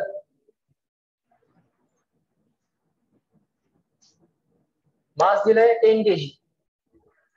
इकडे खाली फ्रिक्शन वगैरे काय सांगितलेलं नाहीये, सो याला तुम्ही स्मूथ कन्सिडर करू शकता. सो हीच झाली याची एफबीडी, आणि कुठला फोर्स नाही आहे याच्यावर, कॉन्स्टंट फोर्स नाही आहे, व्हेरिएबल फोर्स आहे. इमिजिएटली इथं ब्रॅकेटमध्ये आम्ही लिहिलं व्हेरिएबल, टाइम नुसार किंवा पोझिशन नुसार बदलणारा फोर्स आहे. सो सर हा व्हेरिएबल फोर्स आहे. काय विचारलंय बघा, find work done in 2 seconds. 2 सेकंदात या फोर्सनं केलेलं वर्क किती असेल. Find work done in 2 seconds. म्हणजे t = 0 पासून t = 2 पर्यंत. 2 इक्वल टू 0 पासून t इक्वल टू 2 पर्यंत. So initial time instance 0, final time instance 2. त्याच्यामध्ये किती वर्क करेल हा फोर्स हे आम्हाला चेक करायचं. आहे. त्यासाठी काय काय करावं लागेल थोडंसं ऑब्झर्व करा. आता हा क्वेश्चन तुम्ही सगळेजण पहिल्यांदा बघाल, नंतर मी तुम्हाला लिहायला 1 मिनिट देईन, तेव्हा तुम्ही तो लिहा. आता ऑब्झर्व करा आणि मी जे जे बोलतोय ते इथे मला सांगायचं आहे. हा फोर्स कॉन्स्टंट आहे की व्हेरिएबल आहे? व्हेरिएबल. व्हेरिएबल फोर्स म्हणजे ऍक्सेलरेशन कॉन्स्टंट की variable? Variable. So acceleration variable. So constant ऍक्सेलरेशनच्या इक्वेशन्स ऍप्लिकेबल नसतील लक्षात घ्या. v equal to u plus at not applicable. v square is equal to u square plus twice as not applicable. s is equal to ut plus half at square not applicable. कारण त्या equations केव्हा applicable असतात? Constant ऍक्सेलरेशनला. Force कसा आहे आमचा? Variable. Acceleration of the particle variable. बर, म्हणजे constant फोर्सच्या कॉन्स्टंट ऍक्सेलरेशन वाला इक्वेशन ऍप्लिकेबल असणार नाही, हे पहिल्यांदा समजून घ्यायचं. पहिली गोष्ट. दुसरी गोष्ट, सर जे विचारलंय ते असं आहे बघा, integration of F bar dot D R bar. Force X direction मध्ये. सो मॅग्निट्यूड ऑफ फोर्स किती? किंवा आपण असं लिहूया, magnitude of force into magnitude of displacement. छोटीशी डिस्प्लेसमेंट मुद्दाम dx घेतली कारण मला कळतंय की पार्टिकल किंवा हा ब्लॉक जो आहे तो एक्स डायरेक्शन मध्ये मूव्ह होणार आहे. फोर्स पण एक्स डायरेक्शन मध्ये आहे, डिस्प्लेसमेंट पण एक्स डायरेक्शन मध्ये आहे. Cos of angle between them किती येणार? डिस्प्लेसमेंट, टोटल डिस्प्लेसमेंट एस घेतली आहे की छोटीशी displacement dx? Small displacement dx. बरोबर. आणि इंटिग्रेशन करून हे सगळे स्मॉल वर्क मी ऍड करणार आहे. सो आता बघा मी कसं करतोय, magnitude of force into magnitude of displacement into cos of angle between them. मला सरळ सरळ कळतंय फोर्स पण अलॉंग पॉझिटिव्ह एक्स डायरेक्शन आहे, डिस्प्लेसमेंट पण अलॉंग पॉझिटिव्ह एक्स डायरेक्शन आहे, छोटीशी डिस्प्लेसमेंट पण अलॉंग पॉझिटिव्ह एक्स डायरेक्शन आहे. त्यांच्यामधला अँगल 0 येणार आहे. हा कॉस 0 नसता लिहिला तरी चालला असतं, कारण कॉस 0 ची व्हॅल्यू येणार आहे 1. ऑब्झर्व करा फक्त. सो उत्तर आलं, गिवन पोझिशनला हा पार्टिकल मूव्ह होणार आहे इथनं इथपर्यंत. मग गिवन पोझिशनला जो काय फोर्स आहे तो फोर्स इंटू dx केलं तरी काम होत आहे सर. किंवा तुम्ही असं लिहित बसलात तरी चालतंय. मॅग्निट्यूड ऑफ फोर्स 10t आणि फोर्सला तुम्ही याला ऍज अ वेक्टर पण लिहू शकता. कसं लिहू शकता? 10t into I cap. फोर्सला ऍज अ वेक्टर कसं लिहू शकता? 10t into I cap. डिस्प्लेसमेंटला ऍज अ वेक्टर कसं लिहू शकता? dx into I cap. Y मध्ये आणि झेड मध्ये काय डिस्प्लेसमेंट होणार आहे का? नाही. हा पार्टिकल फक्त एक्स मध्ये मूव्ह होणार आहे. So dx into I cap अशी छोटीशी डिस्प्लेसमेंट चालेल. समजतंय का? dy इंटू जे कॅप आणि dz इंटू के कॅप करायची गरज नाही. सो ह्या गोष्टी जरा समजून घ्यायला सुरुवात करा. इथं आमच्याकडे आता एक्सचे लिमिट्स आहेत का? नाही सर, आमच्याकडे टाइमचे लिमिट्स आहेत. सो या इक्वेशनला आता टाइम मध्ये कन्वर्ट करावं लागेल, कारण लिमिट कुठले अवेलेबल आहेत? टाइमचे. फोर्सची व्हॅल्यू किती दिली आहे? 10t. लिहू नकोस रे, बस जरा शांत, बघ जरा, नंतर तुला लिहायला वेळ देतोय. 2 वेळा सांगितलंय. सो हा फोर्स किती येतोय बघा. फोर्स नाही, इथं काय लिहायला पाहिजे होतं मी? वर्क डन लिहायला पाहिजे. इथे लिहायला पाहिजे होतं वर्क डन. सो हे वर्क डन किती येणार? सर हा फोर्स किती आहे? 10t. So integration of 10t into इथं काय आहे? dx. एक तर या टाइमला एक्सच्या लँग्वेज मध्ये लिहायला पाहिजे, नाहीतर या dx ला dtच्या लँग्वेज मध्ये लिहायला पाहिजे. जे सोपं आहे ते करायचं. ऑलरेडी इथं टाइमचे लिमिट्स अवेलेबल आहेत. जर टाइमचे लिमिट्स अवेलेबल असतील तर आपण dx ला dt मध्ये कन्वर्ट करू. जर आमच्याकडे टाइमचे लिमिट्स अवेलेबल असतील तर आम्ही dx ला dt मध्ये कन्वर्ट करू. लक्षात घ्या. मग असं म्हणता येईल का? याला इक्वेशन आपण 2 म्हणू. ओके. आता या dx ला dt मध्ये मला रिप्लेस करायचं आहे. मी असं लिहू शकतोय, इन्स्टंटेनियस वेलॉसिटी जी काय असेल ती dx बाय dt लिहिता येईल मला. देअरफॉर dx साठी रिप्लेसमेंट मला काढता येईल. dx साठी रिप्लेसमेंट काय येईल? v into dt. So sir dx तर रिप्लेस झाला इन टर्म्स ऑफ dt. बरोबर. देअरफॉर परत हे इक्वेशन मला काय करता येईल? इंटिग्रेशन ऑफ 10t या dx ची रिप्लेसमेंट झाली v इंटू dt,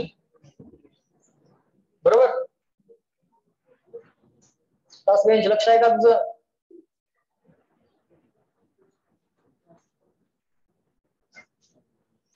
लक्ष समोर दे रे.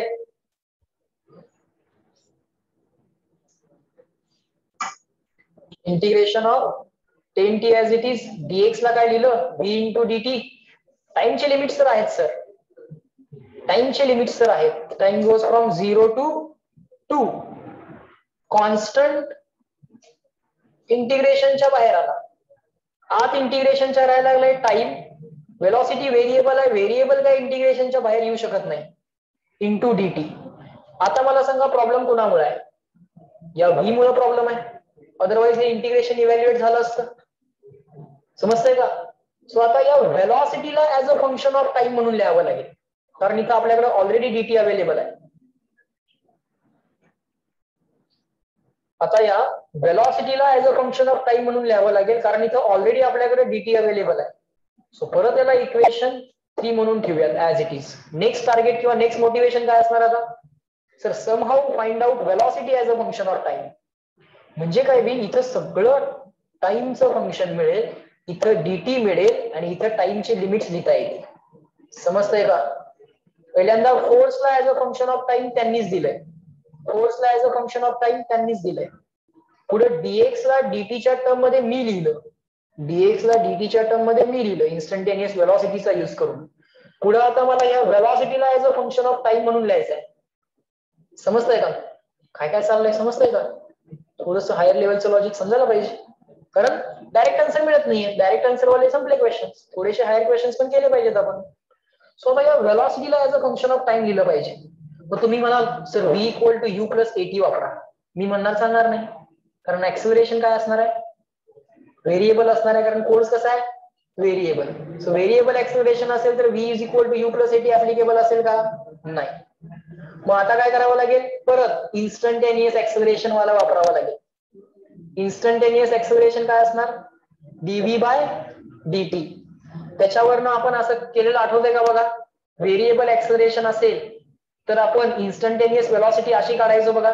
Instantaneous acceleration is dv by dt, therefore dv is equal to a into dt, आणि दोन्ही बाजूला परत इंटिग्रेशन करायचो, आठवतंय का? आणि परत इकडे काय लिहायचो? a into dt. मग time goes from 0 to t म्हणूया, आणि velocity goes from initially particle रेसला होता असं अज्युम करूया. इनिशियली पार्टिकल कुठं रेसला होता असं अज्युम करूया. So initial velocity 0, final velocity v. So ह्या इंटिग्रेशन्सना सॉल्व्ह करायचं आणि फायनल आन्सर मिळवायचं.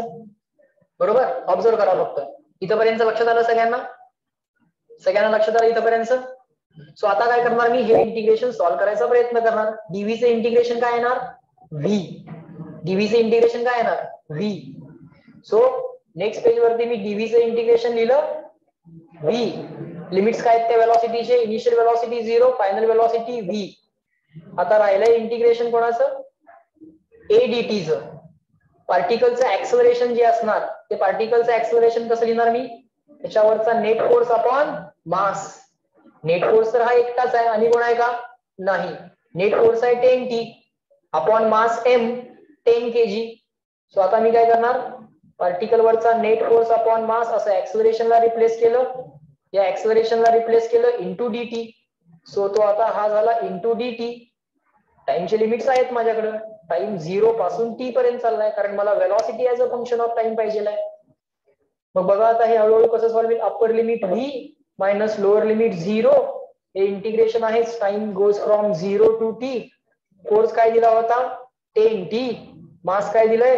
10 into dt as it is. 10 ला 10 कॅन्सल, इंटिग्रेशनच्या आत राहिलं t. 10 ला 10 कॅन्सल, t dt चं इंटिग्रेशन काय? बोला सगळेजण, t dt चं इंटिग्रेशन काय? t square upon 2. नक्की का? t square upon 2. मग हे इंटिग्रेशन झालं t स्क्वेअर अपॉन 2. टाइमचे लिमिट्स काय आहेत बघा? 0 टू t. वेलॉसिटी तर आहे v. हे v मायनस 0 आन्सर आलंय v. Upper limit lower limit टाका, हा 1/2 तर बाहेर येऊ दे. टी स्क्वेअर ला t टाका.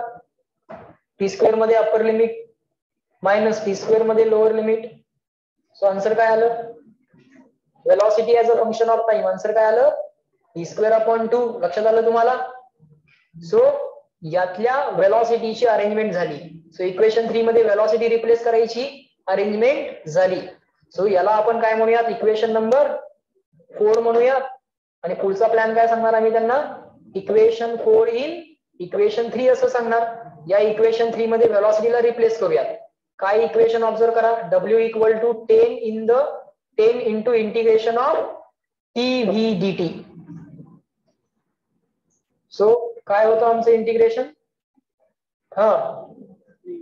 tv dt. आणि इथं dt आहे तर इथं टाइमची limits. Work done from time equal to 1 to time equal to 2.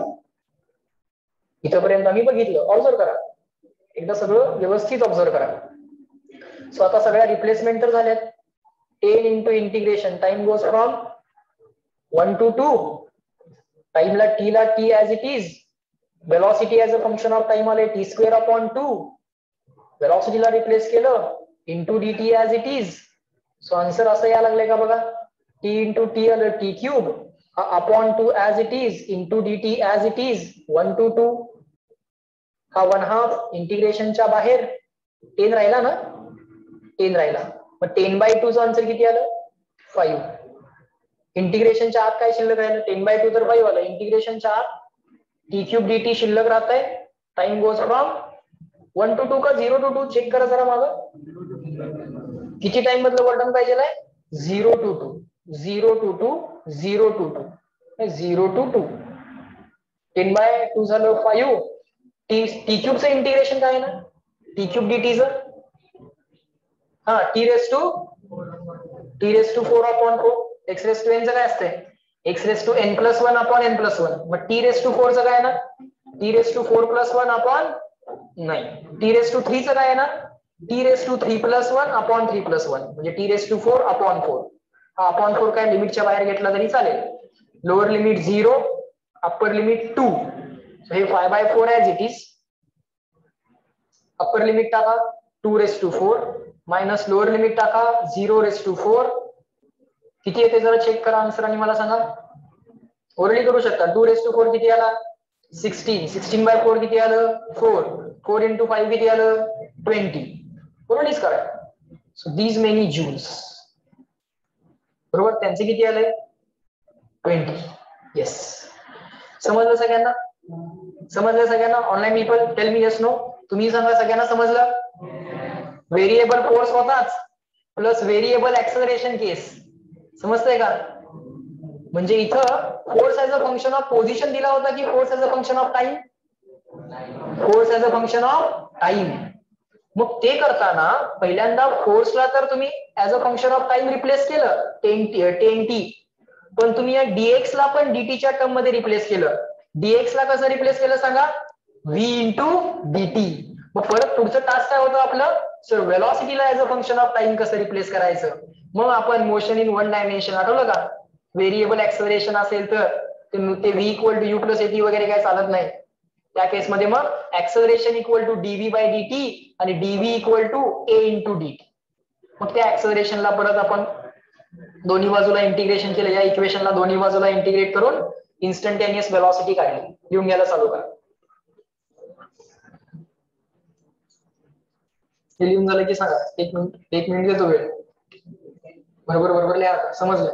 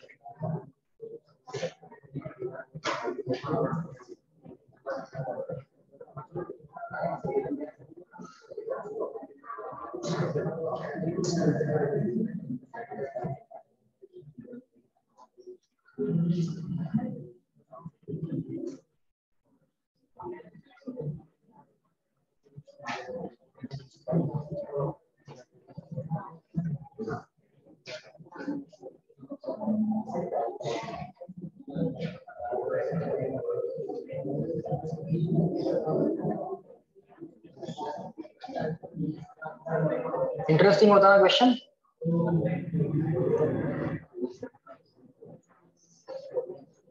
झालं. सगळ्यात पुढच्या स्लाइडला नंतर इतरांचं बघून लिहून घ्या जर राहिला असेल तर. ओके, नंतर मित्राचं बघून लिहा. हा, हे लिहा आता. पुढचं लिहून घ्या तोपर्यंत. आता 4 वेळी सोडा जर राहिला असेल तर, नंतर बघून लिहा कोणाचं.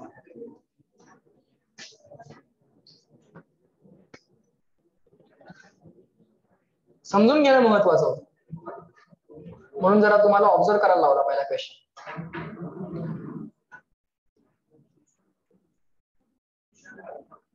दिशा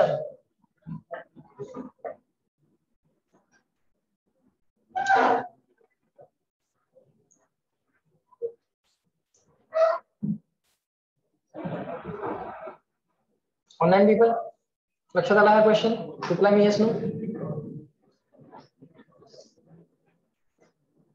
गुड. इंटरेस्टिंग होता. लिहून घ्या आता.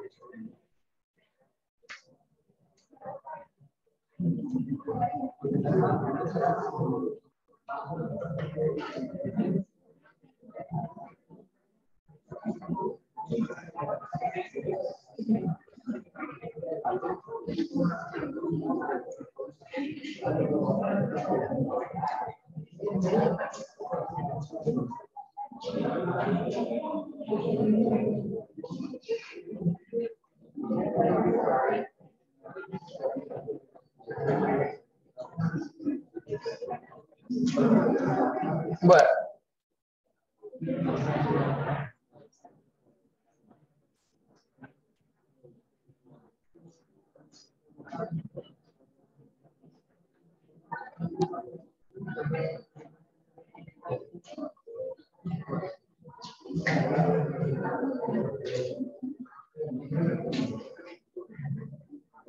हा थोडस लक्ष द्या. बरं, एक लास्ट पॉइंट घेतो, 1 मिनिटात कव्हर होतं. बघा, झालंय सगळ्यांचं लिहून? झालंय? Work done by spring force. Work done by spring force. Spring फोर्सनी अप्लाय केलेलं, सॉरी, स्प्रिंग न अप्लाय केलेल्या फोर्सनी केलेलं work done. Work done by spring force. Okay, तो समजा आमच्याकडे एक स्प्रिंग आहे.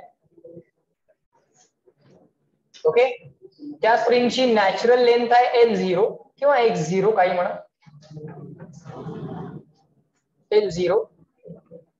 L0 म्हणजे नॅचरल लेंथ.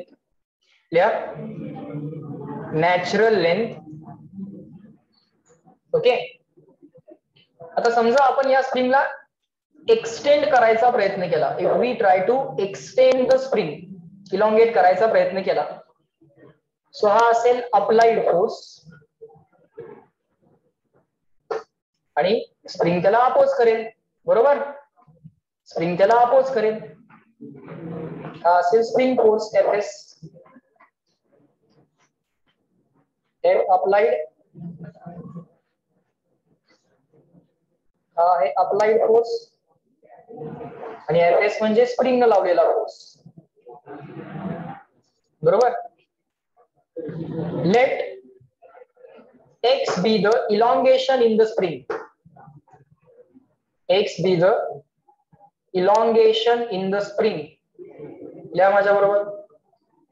x काय स्प्रिंग मधलं इलॉंगेशन आहे. बर, जर x हे इलॉंगेशन इन द स्प्रिंग असेल, स्प्रिंग जर x न ताणली गेली, then spring force is kx. जेवढं जास्त इलॉंगेट कराल तेवढा जास्त फोर्स येणार. F is equal to kx शिकलोय आपण, आठवत आहे का? Spring force where x is the elongation. Spring x न ताणली, स्प्रिंग जर ताणलीच नाही, x इक्वल टू 0, स्प्रिंग काय फोर्स अप्लाय करणार नाही. स्प्रिंग कॉम्प्रेस करा नाही तर इलॉंगेट करा, स्प्रिंग अपोज करते. बर, then the spring force is F is equal to kx. आता लिहा work done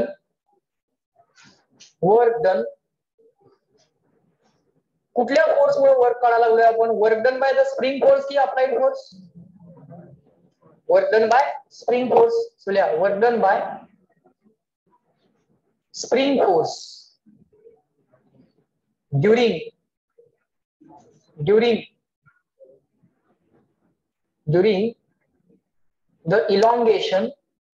during the elongation dx.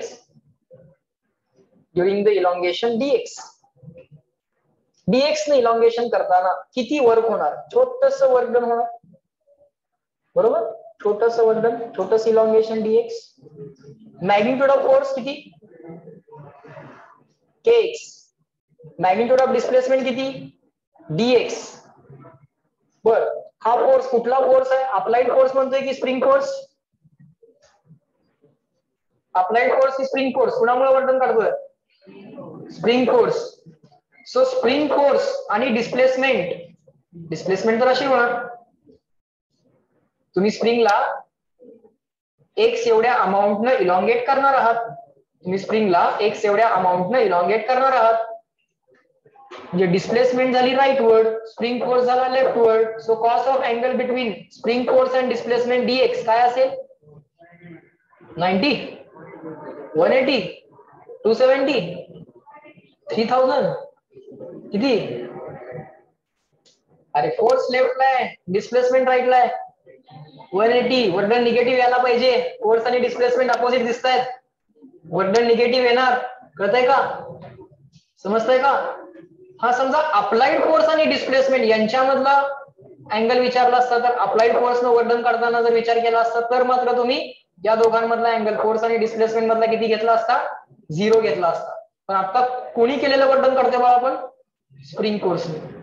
म्हणून तो अँगल काय लिहावा लागणार?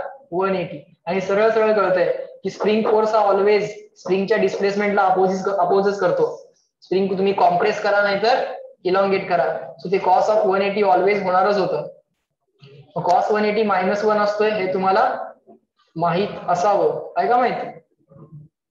फार वर्षांपूर्वी आधी माहित होतं, असं काय नाही ना? माहित आहे ना? सो आन्सर आलं -kx dx. हे झालं छोटस work done during the small elongation dx. छोटस work done during the small elongation dx. बरोबर.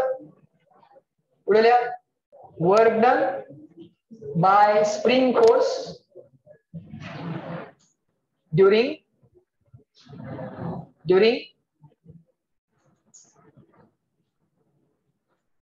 complete elongation x. Complete elongation करायचं आहे मला. किती इलॉंगेशन करायचंय? From x equal to 0 to x equal to x. Elongation आधी किती होतं? 0. इलॉंगेट केलीच नव्हती. तिथनं ती any general elongation experiment elongate केलं तर total work done is equal to integration of DW DW किती आला आपला minus K x dx minus K इंटिग्रेशनच्या बाहेर इंटिग्रेशनच्या आत x dx एक्सची limit 0 to x elongation आधी 0 final any general elongation x फॉर्म्युलाच तयार करावा लागलो. के म्हणजे स्प्रिंग कॉन्स्टंट माहित आहे तुम्हाला फोर्स कॉन्स्टंट किंवा स्प्रिंग कॉन्स्टंट शिकलोय आपण spring force F is equal to K X minus K तर बाहेर एक्स डीएक्स इंटिग्रेशन किती आहे ना एक्स स्क्वेअर अपॉन 2 आहे ना. लिमिट्स आता परत टाकत बसायची गरज वाटते का तुम्हाला. एक लिमिट 0 आहे एक लिमिट x आहे आन्सर तेच येणार आहे ना. Upper limit minus lower limit करून बघा की upper limit minus lower limit करून बघा आन्सर किती येत आहे. Upper limit x square minus lower limit 0 square x square minus 0 square x स्क्वेअरच म्हणजे minus k into x square upon 2 आलं का लक्षात. So work done by the spring force म्हटलं तर आन्सर असं आलं का बघा. तर लिहायचं असेल तर मी परत एकदा मागे येतो त्याआधी जरा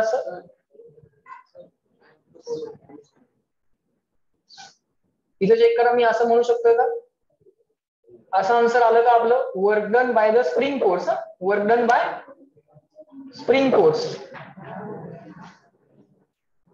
work done by spring force minus k into x square upon 2 त्याला मी असं लिहिणार आहे minus half k x square काय लिहिणार आहे minus half k x square आणि हेच जर मी work done by applied force म्हणणार असेल तर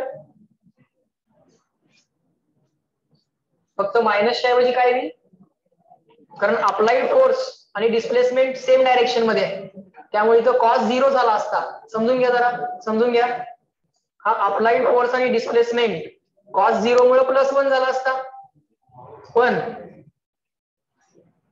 अप्लाइड फोर्स न वर्डन काढलंय का आता आपण नाही. आता आपण कुणामुळे वर्डन काढलंय स्प्रिंग फोर्स मुळे. तो स्प्रिंग फोर्स आणि डिस्प्लेसमेंट यांच्यामधला अँगल स्प्रिंग इलॉंगेट करायला लागलाय. स्प्रिंग फोर्स त्याला अपोजिट आहे. सो त्या डिस्प्लेसमेंट डीएक्स ला हा स्प्रिंग फोर्स अपोजिट आहे त्यामुळे इथं 180 आणि त्यामुळे हा मायनस. पण समजा वर्डन बाय अप्लाइड फोर्स जर मला काढायचं असेल तर मात्र इथं व्हॅल्यू तर तीच येणार. किती फोर्स अप्लाय करावा लागेल जेवढं स्प्रिंगनं अपोज केलंय तेवढाच तर फोर्स ना. त्यामुळे अप्लाइड फोर्सचा मॅग्निट्यूड हाच राहणार डिस्प्लेसमेंटचा मॅग्निट्यूड पण हाच राहणार. पण फक्त होणार काय cos of angle between them बदलणार. अप्लाइड फोर्स आणि डिस्प्लेसमेंट एकाच डायरेक्शन मध्ये असल्यामुळं कॉस ऑफ 180 नाही येणार कॉस ऑफ 0 येणार. तो फक्त +1 होईल. समजतंय का बारीक चेंज. सो अप्लाइड फोर्स मुळे मात्र बाळांनो हे जे काय वर्डन येणार ते फक्त पॉझिटिव्ह येणार. हे जे काय वर्डन येणार ते फक्त कसं येणार पॉझिटिव्ह. सो परीक्षेमध्ये बघायचं आम्हाला वर्डन बाय दी फोर्स आहे की वर्डन बाय दी अप्लाइड फोर्स आहे काय विचारलंय इथपर्यंत लिहून घ्या. And after this, everyone will reply in the chat box, clear and written. Formula तयार झाला. इथपर्यंत समजलं का बघा. लिहून झाले सगळ्यांचं. Online people offline people everyone reply me in the chat box. CW सगळ्यांनी रिप्लाय करा पट. आज व्हेरिएबल फोर्सचे क्वेश्चन्स आपण प्रॅक्टिस केले. समजले सगळ्यांना. काही सिंपल होते एक त्यातला ट्रिकी पण होता. हो चालेल थांबूया तिथं. ओके ठीक येस बाय बाय. चलो everyone let me end the lecture at this point. Good day to all of you. Bye bye everyone. Let me end the lecture. Complete the homework. Okay चलो bye.